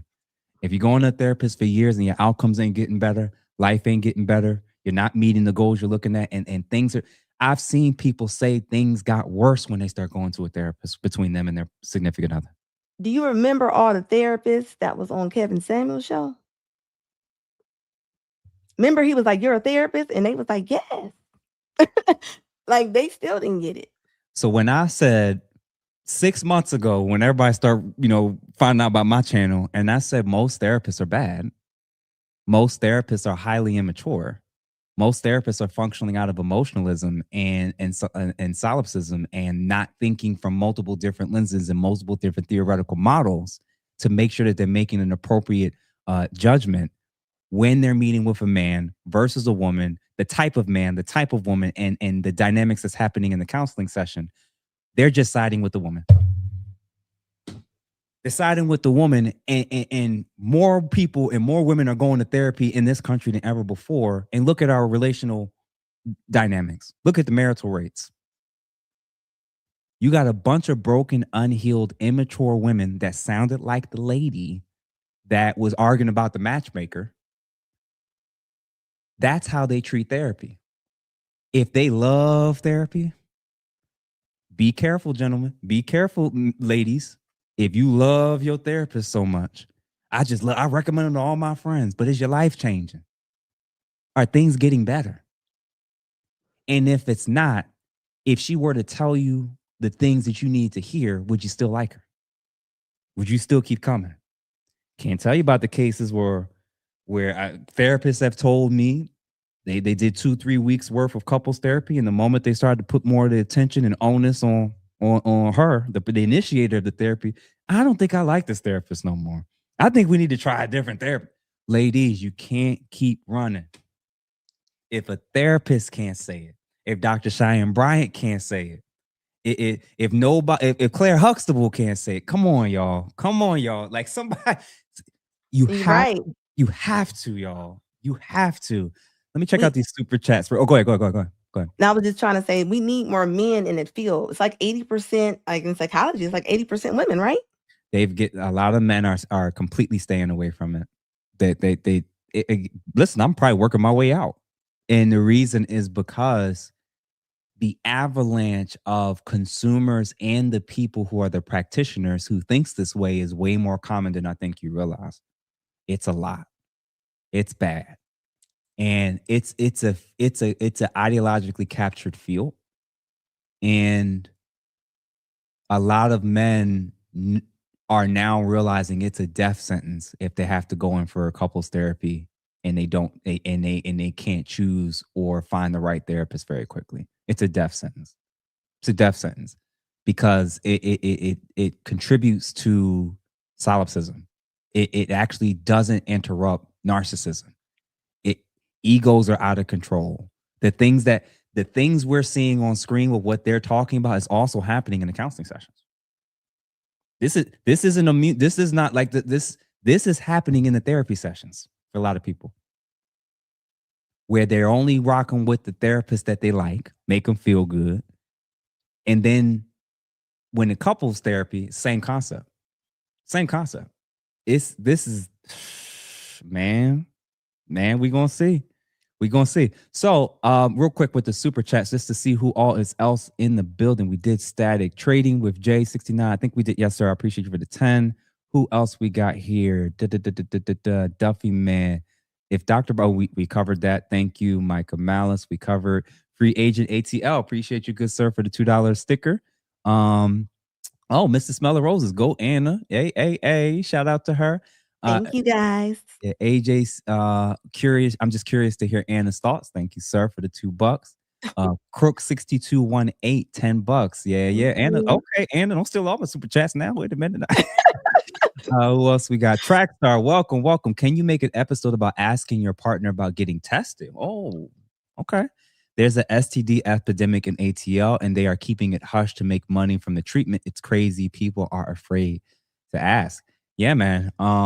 That's a good concept. I think I want to take a note on that and see if my team, is willing to make a thumbnail from me and how quickly we could put something like that out, because it is pretty prevalent. And then Trackstar again with the $10. Cardi B won't even let her daughter see or hear what her content. She blocked her daughter from hearing or seeing her content, so she know what she doing is negative. She's just doing it for the bad. And my wild part is this, man. A lot of these people that's putting this stuff out to the public, they know it's not good enough for their own kids to consume. And it's wide open for y'all and y'all kids. Wide open. And they know. Elliot Roberts, $39.98. Thank you for the $2. Winter is here. Jeff, let him freeze. Listen, man, I'm trying to defrost the situation before it's too late. Anna is trying to bring the embers and the fire and the tools, the gas. Like, man, we trying to keep the fire afloat. Anna, from your perspective, I know that, people will be hopping your comments and call you all type of names, but do you believe that you're having any type of impact with some of the ladies? And hold on, y'all. We're at 398 people concurrently watching on my end. So please, y'all, send it to a few more people. Let's listen, send it. If you're watching, I'm begging you, please just send to one or two other people. Let's get it up to 400 plus. But Anna, back to that question. Are there women reaching out to you? Are there? Yes. Yes. I just had a lady reach out to me not too long ago. She's like 65 years old. And she honestly said she always thought it was more of the men. And she said, when I start pointing out different things that a lot of women are doing, and I was showing her, like, no, they popping these men's balloon in real life. And they're not realizing their reality. Like, because all they focus on is the social media and entertainment of it. Like I said, they're not sitting in their consequences. Yes. Yeah. So, and when she said that, she was like, I'm really seeing that. Wow. She said, women are so picky. She was like, women are really, and I was like, and they have no reason to be, there's no reason for average women to turn down average men. And at 65 years old, she said she never looked at it like that. Yeah. And again, when you're running around being told you're the prize, why would the prize need to improve? So and that princess and queen with no kingdom. No kingdom, no king. Don't respect the man that's in their life. Ma'am, listen. I just see one more super chat here. Reiki Media 773. Thank you for the $5. When this behavior is displayed in public forum and within the known mega churches, it has become normalized. Yeah, man, it's been rough to, it's been rough. My 1 year doing this, it's been trying. There's been relationships that are different personally. There's been, I don't know how many people then called me sexist or misogynist or that I hate women or black women or whatever. So it's I was semi-prepped for, like, you can prep yourself for it in a way, but it's another thing when it's actually happening. Like, it's actually the flood of DMs and comments constantly, and how that kind of plays into your real life, man. It's tough. And shout out to Lucky Marie pulling up, showing love for sure. Gonna be doing an interview with her very soon this week in the next, let's say, 48 hours. So stay tuned for that announcement of when we're gonna go live. It'll be on this Thursday at a particular time, which we'll be announcing tomorrow. So stay tuned for that, y'all. It's going to be exciting to get another interview in. So I'm going to give a real quick video, and I'm going to give the context to set the table. Okay. For those who have been on my channel before, or even maybe those who follow her, the licensed professional counselor, Taylor Chandler, she holds women accountable. And a lot of women don't like it. And she talks a lot to Black women, especially. And the results have not been pretty. And not only is it the regular, normal, everyday women that are now commenting and reaching out and flooding to her. And I warned Taylor, and I told her, if you keep talking and saying things about women that they need to improve on, they're not going to interpret you as an ally or friend. They're going to say you in the manosphere and is male centered. Now, Taylor got smoke for the men too, quiet as kept. But what was interesting was Dr. Tressie kind of pulled up, this PhD researcher kind of pulled up and kind of challenged Taylor when it came to her challenging women, and specifically Black women, about their weight and their need to prioritize their weight more often. So I'm going to play this a couple of these things real quick, and then we're going to, see it, what you think. Are not qualified for this conversation. You keep misrepresenting data to shame Black women, I suspect for likes. Listen, if anybody wants to meet me synchronously on live and you want to make me look like a fool, I absolutely welcome you to. If you want to come against anything that I've said, if you think that I've put out data or numbers that is distorting information and like you think I'm trying to do something bad to Black women, if you think that I just have a bad heart and you want to get me in public, please come on. Anybody can pull up and let's do it. Now, if you think I'm doing something for likes, if I wanted to get likes on social media, I would just show you my body. Okay. That would get some likes. Talking about data, numbers, and social issues, social cultural issues, and marriage in the Black community hardly gets likes. In a sweatshirt, hardly. Sometimes you just don't want to hear what I have to say. That's it. Dr. Tressie, update y'all. Good morning. Look, I got word that she was on her stories talking about me. So I checked it out because it's like you're talking about me, but you won't talk to me, even though I invited you to this open conversation and you're questioning me and critiquing me. But anyway, so I went on her stories. I looked at it. It's about a 10, 11 minute talk.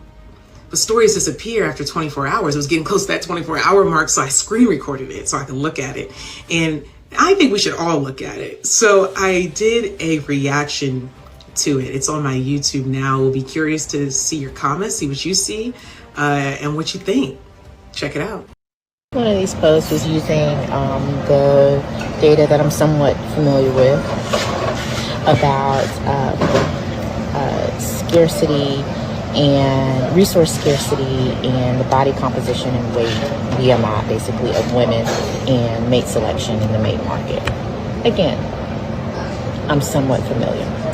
And her conclusion from that data was that men prefer thinner women and fat Black women got to stop complaining basically about not finding marriageable partners if they're going to be fat. Now, I might be oversimplifying her point, but not by much. And I think the young lady has the... Okay. So this is what I did say. There is a correlation, a link between men who like big women and men who lack financial stability. You're right, and there are studies that show this. I'll highlight this one, showing that when men are financially dissatisfied, they prefer heavier women. And when men are financially satisfied, they prefer thinner women. Study also shows that when men are hungry, they prefer heavier women. And when men are satiated, they prefer thinner women. Like literally when men are having a physiological and in-body response to a lack of resources like food, so they experience hunger because there's not enough food, they prefer heavier women in those scenarios. Okay, interestingly enough, these same differences didn't occur among women, which might explain part of the reason why many women have a hard time wrapping their mind around this issue, because their preferences don't fluctuate in the same way in these areas. I'm going to be highlighting a lot more of these research articles and data so that we can stop arguing with facts. So I didn't say anything about fat Black women. They need to shut up. It was about men who are resource scarce prefer women who are bigger. They prefer thinner women when they are financially satisfied, is the way that the report put it. I linked the report so anybody can go read it themselves. I screenshot it, put it on the reel so anybody can go look it up themselves, even if they didn't read the caption, to see what the article was, the research article was. I said nothing about fat Black women needing to shut up. I have never said fat Black women need to shut up. I have never said that. So, if I want to be overly fair, she did not say that I said it literally. She said she said maybe I'm oversimplifying it, but not by much. And absolutely she is. Not just, I think it's not even oversimplifying it. I would say a more accurate thing for her to have said was maybe I'm misrepresenting it, because that's what you are. You are misrepresenting it. You are misrepresenting me. And to be overly fair and I think past fair, to be gracious, I'm going to play the reel that I think she probably commented on this too, because she's been on my page for weeks saying stuff. And this is what Black women are the most single, and we have the biggest women. How do I know we're the most single? Real quick, y'all, here are the marriage numbers. Among all US adults, 49% of women are currently married compared to 53% of men. 27% of Black women are married, 49% never married. 34% of Black men married, 50% never married. 31% of Black people married, 50% never married. I'm reading all that for the record. I want you to focus on this one stat today. 27% of Black women are married, 49% never married. Okay, just focus on that stat. You compare that to all in the United States, like 48% of all people in the United States are married, and Black women are 27%. That's a huge difference. And we're going to focus on body and the way that impacts this number today, although we could talk about other things. Most men want a woman they are attracted to, who could carry and care for their children if they choose to have children. They want quality of life and know that being with a woman who is not physically fit will greatly impact that. Your health is wealth. So being unhealthy, too fat, too big, okay, effectively makes you broke in that regard. I'm making the simple argument that if Black women were more physically fit, their chances at marriage would increase. It wouldn't solve the whole problem. Again, the attitude and mindset need to match up. Too many Black women, 8 out of 10, are at least over a normal weight or are at least overweight and can even get into obesity. If you want to account for some of you with a whole bunch of muscle, okay, let's take that down to 6 or 7 out of 10. I will give that to you for the sake of the argument. It's still too much. That means that more than half of you, let's say 60 to 70% of you are actually just too fat, are actually just like truly, genuinely overweight and obese because of fat on your body. Are y'all following me?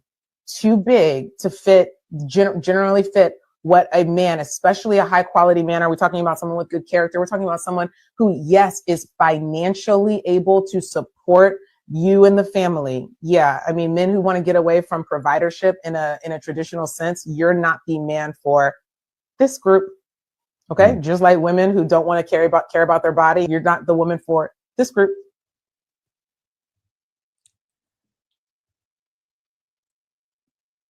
And now, mind you, she showed us the real video that started all of this, right? Mm-hmm. You saw her presentation. Mm-hmm. You saw how she broke it down. You saw how she said losing weight's not going to fix everything, but it absolutely can help. And then you saw the reaction and response from the experts, which I will speak on more at a later date. What do you think about this whole situation? I honestly don't understand why we are fighting so hard to be unhealthy. Like, that's not normal to just be champion, trying to have diabetes and high blood pressure and swole ankles. That's not normal. We are normalizing 300 pounds. Like I said earlier, when somebody starts losing weight, they go, you getting too skinny. Do y'all ever tell them they getting too fat? Do you ever? I've never in my life seen this in my life. The kids are bigger than what they need to be.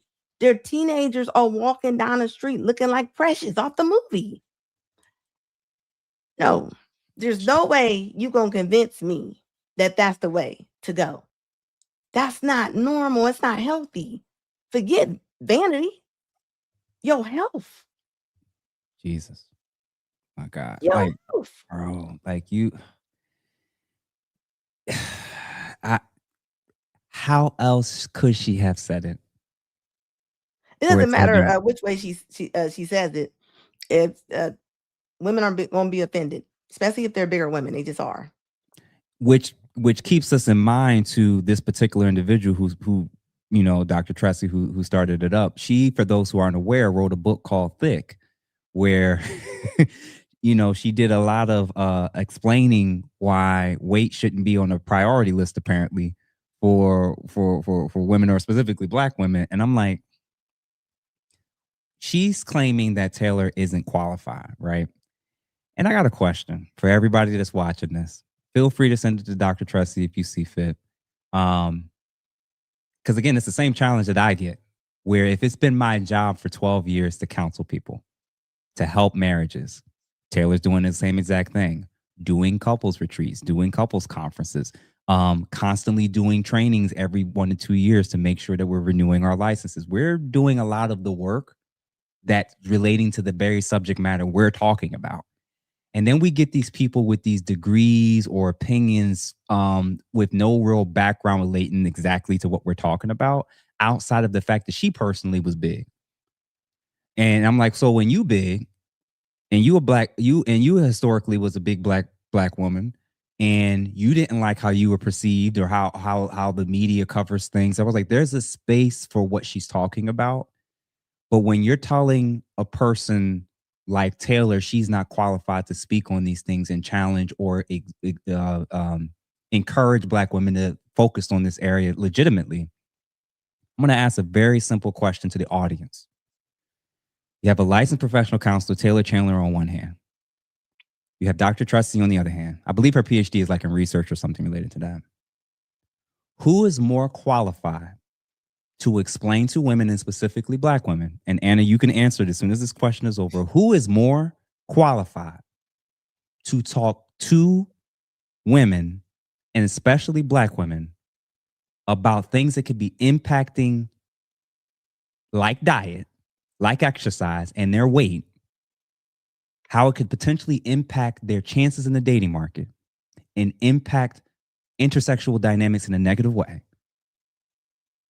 Who's more qualified to speak on it? A therapist with a background in counseling couples and men and women and helping people through divorces, through marriage, through premarital counseling, who is also a physical trainer, that's Taylor Chandler, or a PhD in research who was big and wrote a big on embracing your bigness? Who's more qualified to speak on this topic, in your opinion? Now, we talking in truth and logic. We know it's going to be Taylor, right? Because I thought the PhDs were the only one that could have these say, and because you got to see the data. I know what I see. I know what I see on the scale. I know what I don't want to see in my bedroom. I know what I don't want to see walking down the aisle with me.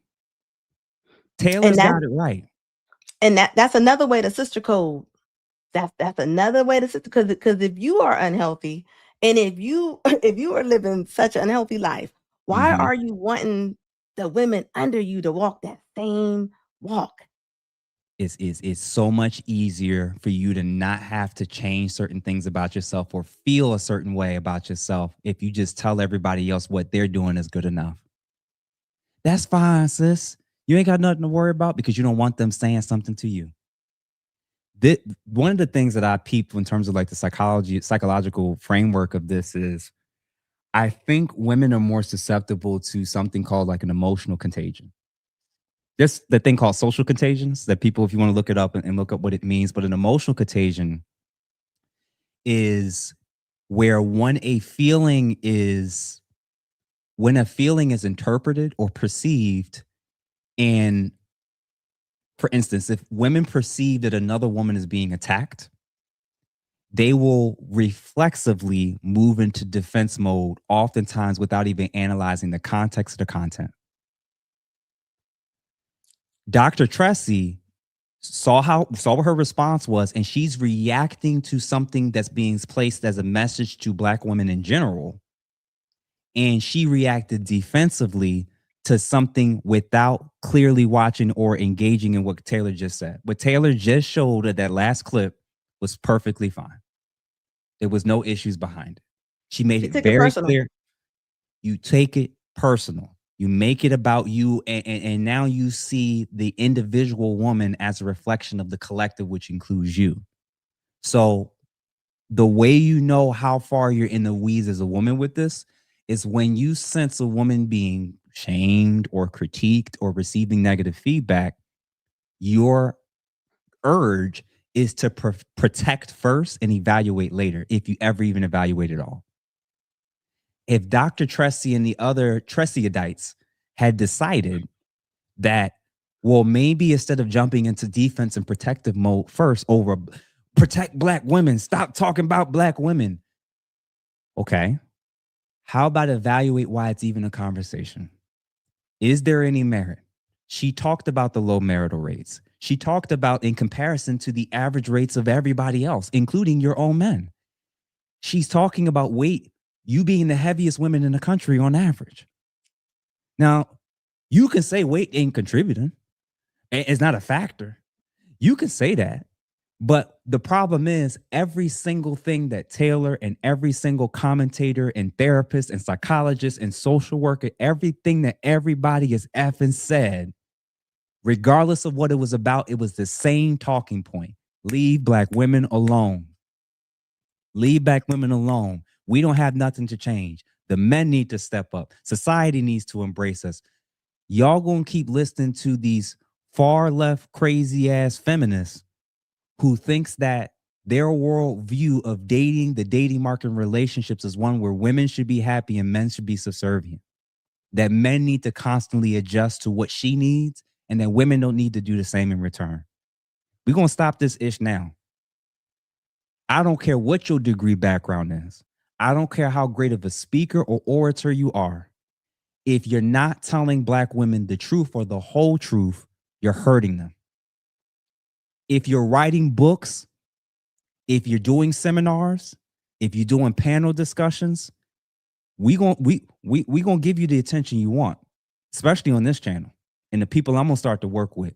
And starting next week, there's a whole bunch of men in this space. We're gonna have something for you. We're gonna have something for you because we're tired of people giving half information or flat out lying to our women. And this is disgusting. On what planet does a woman that says Black women or women in general, hey, ladies, we need to check out our weight? Why is that wrong? You do. And guess what? Fellas, we need to get better with our grooming. The things that the women tell me behind closed doors, the things that I've been exposed to, the things that I've heard, the counseling sessions, some of y'all men are disgusting. Acting like damn children. Where these women got to treat you like to the nth degree. Brother, we should be at a place where they still shouldn't be. I'm not even going to say some of the things that I've heard that they'd be fine with dealing with some of these men. But the point is, there's accountability for all of us. No group is immune from accountability. And the group that's treated like it's being immune from accountability is the truth that has the worst outcomes in damn near every damn kind. But y'all got those degrees, though. But it's not making you more attractive. You got the job, though, but it's not making you more attractive. Unless the goal is to sleep next to your diploma every night, if the goal is to have a family, not a man with a child that you don't live with, if the goal is long-term stability, you got to start listening to either women like Taylor Chandler, Red Talk Anna, and countless others in the space, Maggie the Substitute. There's countless other people. If you feel like me and the guys are too harsh or it's not our place, that's fine. My message and my approach ain't for everybody, and I get that. But if y'all not willing to listen to Anna, if y'all not willing to listen to Claire Huxtable, the one who helped raise us, then what you're basically saying is, without y'all realizing it, God hasn't created anybody in this place to be able to, for him to speak through so that I'm willing to listen. That's basically what you're saying. God has created your life in such a way where all you're surrounded by is yes men. Anna, what's your thoughts? You know, this is a big topic, and this is one of those topics to a lot of women. They're gonna get defensive, even though they know that they don't like being 300 pounds. They know nobody cares that you got degrees in CPAP machines. I mean, the reality is when a lot of Black women get together, and I'm sorry, and I'm gonna say it, you know where they meet up at? The restaurant. That's where they meet up at. Restaurant. this commenter on this particular clip from Taylor that I wanted to make sure I clipped up. She said, Sherry Moore, there is a big market in telling women what they want to hear, and there are millions up for grabs. So make your coin, sis. I'm not mad at you. As women, we love content creators who make us feel like we are always right, and it's 99% of the man's fault, which in turn removes the majority of accountability from us, shielding us from the truth. I would much rather prefer data and statistics over opinions, so I can reach an objective, unbiased conclusion about what was said. And that's the truth. There is a market that's designed to not only weaponize, but monetize women's insecurities. They tell you body positivity, and now what's the Ozempic is the new trend. And no judgment.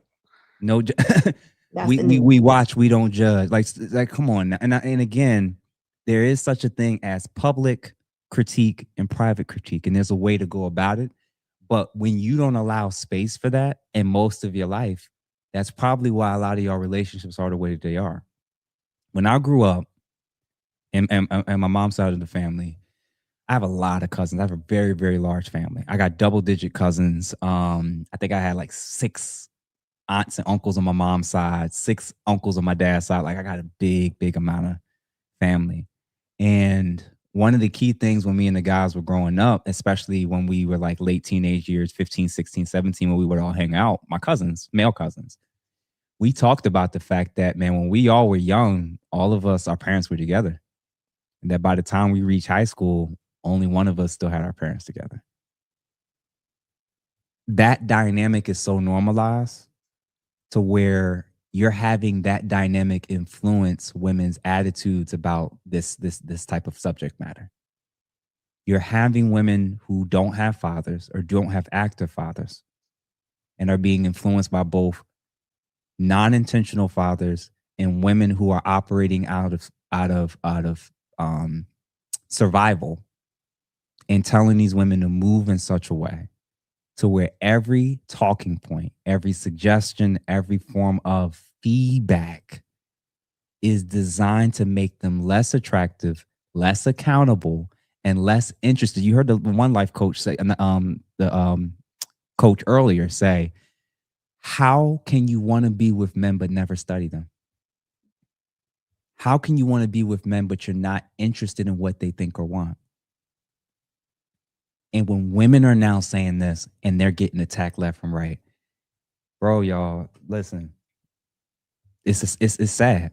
It's really, really, really sad. And what I've learned over the course of doing this is tone don't matter, credentials don't matter, your expertise doesn't matter. It's strictly about, like this commenter stated, it really, really is about just how you make us feel. As a woman, we love content creators that make us feel like we are always right, and it's 99% the man's fault, which in turn removes the majority of accountability from us.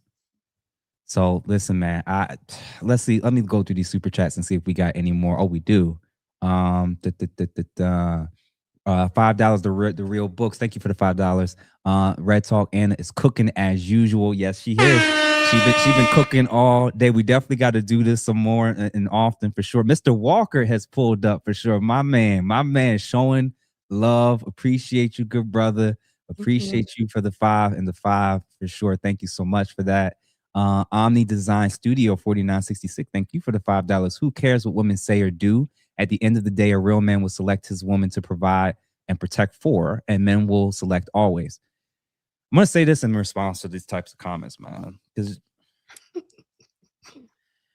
y'all, bro, 99% of this whole episode was about women that don't give a damn about what anybody got to say, including what men think.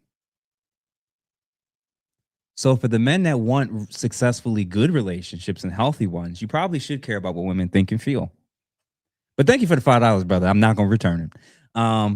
it's just, I don't know. I get annoyed when I get hearing this stuff so much sometimes so much. Like Trackstar, thank you again for the $5. The whole sister code is 3 things: misery loves company, trauma bonding, and rebellion. Damn. And then last but not least, Big D. Thank you, sir, for the $5. Salute to Jeff and Anna. Yes, eating is a social activity for a lot of ladies, especially brunch.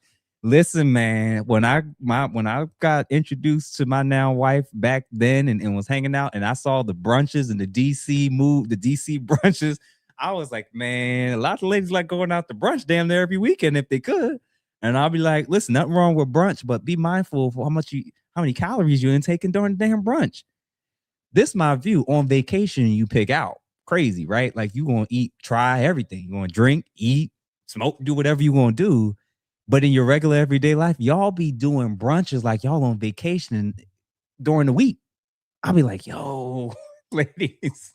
And think about it. There's nothing you have to watch in life. You have to watch how fast you drive, your speed. You got to make sure you're on time for work. Mm-hmm. What is wrong with watching out for your health? I don't get it. I don't get it. I do not get it. Anna, can you give final words to the ladies about the importance of accountability, how to receive it, and who to receive it from? This is my perspective. If you're not going to be able to grow. You can't grow without accepting some type of accountability. How you going to move from that? How you going to move from that? Just because the culture quietly celebrates things that's doing harmful things to the women. Mm-hmm. You got to wake up, ladies. You're going to have to. You see what's happening. You see, reality is showing. Reality is showing. Reality is stepping in. So it doesn't matter what kind of mirages that y'all have in front of y'all's face. Reality is coming. It is. And this is why I call them the untouchables. And this is why I say sometimes we have to talk about the uncomfortable truth. That's the only way you're going to move forward. I appreciate you for what you said. And ladies, if you walk around as an emotional untouchable, as Anna pointed out, and I'm gonna start using that, and I'm gonna make sure to quote you. Is it if it's either happy wife, happy life, it's either your way or no way. He has to kiss the ground you walk on. If you refer to yourself as a queen or princess, you already are showing some traits or signs that this may be something that you struggle with. I'm not saying that the man that you're in a relationship with can't treat you like royalty, but be very, very cautious and careful of a lot of the terminology that's socializing you to thinking that you're better than nearly every man on the planet, where they got to do so much for you and you're the prize at the end and that you just got to exist. Why? Because it's setting y'all up for failure. A lot of y'all not going to have soft lives. Okay? Listen, y'all. Soft lives are for women that deserve it and for women that find simps that's willing to pay for it. And typically those men in the latter category are men they don't accept. So, y'all got to become more intellectually curious, relationally curious. In the manosphere, on the internet, in these types of conversations, this exists. Yes, it's challenging. Yeah, we got the jokes and the laughing and all of that, so we can laugh at ourselves. Anna ain't got no internalized misogyny. She ain't no internalized misogynist. She's not male centered. Anna's just acknowledging that there's a market to acknowledge that there's room for women to change, and she's talking to y'all directly. And I don't know how many times we got to say it. If you love them and they never once say anything that you need to improve on, they're pandering to you. Men and women. Men and women. So Anna, I appreciate you doing this with me. This was our first go around, kind of doing a co-host. I'm sure you hopefully will invite me on to be a part of one of your episodes. Definitely. Yeah. Why don't you tell everybody how they can support you, where they can find you, and what they can expect with your type of content and channel. Well, I deal in reality. That's what I do. I'm over at Red Talk Anna. Please subscribe, come over. I talk about the uncomfortable truth a lot of times, but it's the truth. It's the truth. I'm not attacking anybody. I'm talking about what I'm seeing. This is what's going on. You might not like it, but it is reality. Mm-hmm. Mm-hmm. Listen, y'all, please make sure you subscribe to her, Red Talk Anna, on YouTube, Instagram. You on TikTok? Yes, I am. Yes, I Yep, am. TikTok. She is in a whole bunch of different places. Ladies, gentlemen, please, please, please give a warm final clap and thank you to Anna. So Anna, thank you for coming through, and I can't wait to collab with Thank you in the you. future. Yeah. Definitely. All right. Thanks, All right. guys. Yeah, so let me go ahead and drop her down. So listen, y'all, I hope that y'all enjoyed that. It was thoughtful. Of course, there was so much more we can get into. I might want to do a part 2 to this because there was just so much detail and notes that we didn't even get to cover in terms of like trauma. How does trauma play into this? The double standards when it comes to these type of conversations, the social media amplification. There's just so much stuff in terms of this type of topics, and even down to more solutions of how it is that women can go about taking accountability. So at least I'll list these off because it makes sense to tie it in, at least with this video. Number 1, ladies, separate identity from behavior.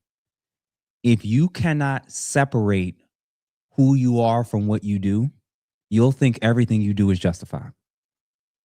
That's what that means. If you do not separate your identity from your behavior, every time someone's talking about what you're doing, how you're acting, and what you're displaying, you'll see it as a personal attack to who you are. You are not the bad weave. You are not the particular article of clothing that's on or not on at a given time. You have to separate your identity from your behavior. That's number 1. And if you can't pass number 1, you'll never accept accountability. Number 2, in terms of how to handle accountability better, ask a very simple question to yourself, especially before you react or respond. Is there even 5% of truth here? That allows you to go from making a judgment, a snap judgment that's impulsive, to one where you're now at least somewhat reflective. Because if you can acknowledge a small thing, you'll eventually see if there's bigger issues. But if you can't acknowledge the small thing, of course you're not going to acknowledge the elephant in the room. Number 3, pause before recruiting allies. Single women keeping single women single. Bitter women keeping women single. Unhealed women keeping women single. I'm telling you, before you start running to the world, ladies, before you start running back and forth and getting all these allies and people to get on your side, realize that if they're your ally and they're your friend and they're your ride or die, they might not look at your situation or this situation itself in an objective way. They may just, whatever you're feeling, they want to just confirm and validate how you're feeling. So when they're causing you to double down on your viewpoint, they're not causing you to relook at, is even 5% of this true? Are you listening to this in a way to where you can separate your behavior versus your identity? When you start recruiting allies to this stuff, a lot of times they're just going to jump on your side. They may not actually be helping you. They could be hurting or harming you. Number 4, stop equating disagreement with disloyalty. It's happening in the Black community. It's happening with Democrats. It's happening in discussions between men and women. You've equated somebody disagreeing with you, somebody pointing out something they don't like about what you're doing, or as a group is collectively doing, as now being disloyal to the group. What if it's the reverse? What if all the people who's silent and only cheering on foolishness, they're the ones that's actually being disloyal? And what if it's those like Carmen JC, Taylor, Red Talk, Aunt Anna, and so many countless others? What if the disagreement and tension you're feeling is because we're more loyal to you and your image than you are to you and your image? Oh my God. And last but not least, point number 5, ladies, normalize saying, you're right, I messed up. The sooner you say that and the quicker you say that, tension comes down, anxiety comes down, trust is restored. And now we're getting off of that situation and now to how you felt, how I felt, and what we can do different so that we feel better going forward. You know what? You're right. I messed up. Separate your identity from your behavior. Ask, is there 5% of truth in this? Pause before recruiting allies. Stop equating disagreement with disloyalty. And normalize saying, you're right. I messed up. That is solution-oriented options that can actually help any person, but especially any woman, with taking accountability better.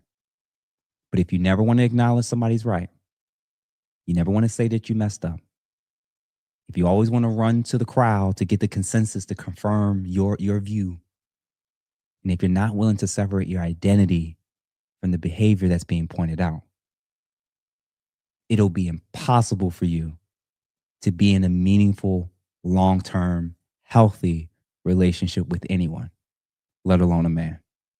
So I hope that this episode was helpful. I'm going to now give a shout out and watch a video from our sponsor to close out, from Disabled Botanical Farms, for the healthy alternatives with helping gentlemen with the bedroom activity and boosting testosterone levels. So I am going to play a quick video and make some announcements at the end and close things out. So I hope you guys enjoyed this. Please be a subscriber. Please make sure that you like this video and content and send it to 2, 3, or even 4 people. So every woman in your life, every young lady, regardless of how they vote, regardless of how they dress, regardless of how they think, whether they agree with me or not, I'll take the arrows. Just send it. And let's see what happens. And hopefully we can, slowly in our own way kind of change the culture with episodes like this.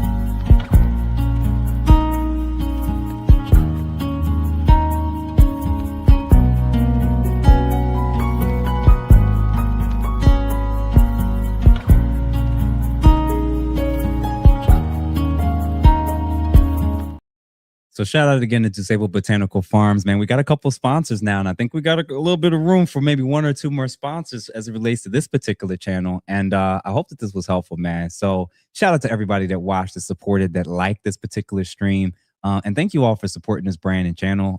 We got a bunch of stuff popping up and coming pretty soon. No Diddy. And tomorrow we're going to be doing a live stream with the fellas for our men's table episode 2. So stay tuned for that. It's going to be a good conversation. Title is I think it's like Black Men Ain't Ish. And we're going to look at the merits of these claims that women say that black men ain't ish. And we're going to look at both the legitimate and illegitimate reasons for why they have that, and what to take away from what it is that they have to say and why they think and feel that way about us. A lot of women say men are dogs and men ain't ish. So I think we're going to actually deep dive really a lot into the truth and truly try to look at it objectively. Are there things that we are doing as black men, as white men, as men, period, that's helping to create that narrative? And there's also things that women are seeing or being told that's framing why they see it that way, even if it's not matching objective reality. We're going to try to hit it from both angles. So that's going to be super exciting. On Thursday, I will be meeting and doing an episode with none other than Taylor Chandler. And that episode is going to be titled, Why Are You Single? And ladies, it'll be a call-in show. So feel free to kind of comment in the chat on that Thursday clip when we put the thumbnail up. You can feel free to email us at askabrotherpodcast@gmail.com if you're interested in doing that call-in show on Thursday and being a participant. Please make sure y'all wearing clothes. Make sure you ain't doing a lot of walking around, and make sure you ain't got a whole bunch of people in the background making noise if you're going to pull up. And again, this is an opportunity for y'all to just be honest and say, your history, your background, why you're single, and me and or Taylor, depending on who you want to talk to, will give our honest to God feedback. We're not necessarily looking to go viral. It's just a space where we think these conversations can be had, and you can hear maybe a different perspective that perhaps you haven't heard from others, or even the people you've been paying to help you with these types of things. And then next week, and then like I said, Lucky Marie, we're going to be meeting on Thursday as well, earlier in the day for a live. So I will be announcing that pretty soon as well. So I'm excited, man. And we're going to have some interviews and stuff lined up. And I'm going to tell y'all this right now. Next Thursday, the battle begins. The battle begins amongst men in this space. And when me and a couple other men are going to drop this, y'all going to see next Thursday. And we're not playing. The days of just thinking that all these men can come in this space, a lot of women, BS them, take all their money, and not be exposed, and be the champion of being the cheerleaders of all the women who just hate this type of content. Nah. We've been watching. We've been paying attention. We've been listening. We know y'all been listening to us. So, we have no problem, unlike, some of these guys in the space who won't say names or won't point it out. We will. We're actually going to say names. We're actually going to give credit, and we're actually going to point out exactly what the problem is and how it contributes to the very dynamic of what it is that we're trying to address in our culture and in the community at large. So stay tuned. And next Thursday, I'm just letting you know that the individuals who are prepping with me for this episode, we're going to be reaching out to additional people when we get this thing locked in and loaded. And when we announce it at the beginning of next week, y'all going to want to tune in.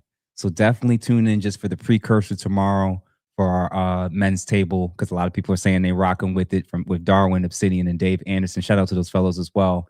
And then next week, man, next Thursday, I'm excited because a lot of people have been playing in this space for a minute, taking advantage. And I think some of y'all may have seen that clip that's kind of going out there for a little bit of who I say I kind of hate. I really, really do have a strong anger and distaste and frustration for people in this space who have taken advantage of women, have taken advantage of men too, but especially women. I really do. And it's time for us to make it known that these people are no longer acceptable, and putting women on game to how they've been used, how they've been lied to. And a lot of people would avoid these topics or this particular type of topic. Me and these fellas are not. We want it. We want the smoke. We want the opportunity to recognize that there is a war for the attention of women in this space. Me and the men that I'm choosing to work with, we actually care about their souls. So all the panderers, all the guys with the 80, 90% women demographics on social media, that probably means you're not telling women what they need to hear about themselves. You're telling them what you think they need to hear just about men and what they want to hear about men. And it's time that we start identifying these frauds by names. We start showing actual examples of what we're talking about and how it impacts damaging Black women, damaging white women, damaging women, period. I'm not even going to go into detail. I'm just going to say we are going to dive deeply into feminization, how it looks and plays out on social media and on the content space. There is another segment in the manosphere that's not the red pill, the Myrons, the Andrew Tates, the this guy, that. We're talking about on the other end of the manosphere. They don't even consider themselves a part of the manosphere. These individuals that have been getting away with some vicious stuff, the days of them just being allowed to yeah, we're going to see. We're going to see. So we're going to get in our bag. We're going to get prepped. And from now till next Thursday, just know that when we come out, I'm just letting y'all know you're not going to want to miss it. So please tune in tomorrow. Please tune in for the 2 lives on Thursday. And next week, just know next Thursday, we're going to be putting in a lot of work. a lot of footage, a lot of video, a lot of, you're going to see. It's time to exterminate the termites. I'm going to leave it at that. Y'all, so have a good evening. And I did see one more person. And thank you again, King Julian, for gifting 10 memberships for sure. So guys, like the video, subscribe, become a member for $2.99 per month. And I'll see y'all bright and late tomorrow. So have a good evening. I'm going to see y'all on the other side. Guys, sign out. Peace.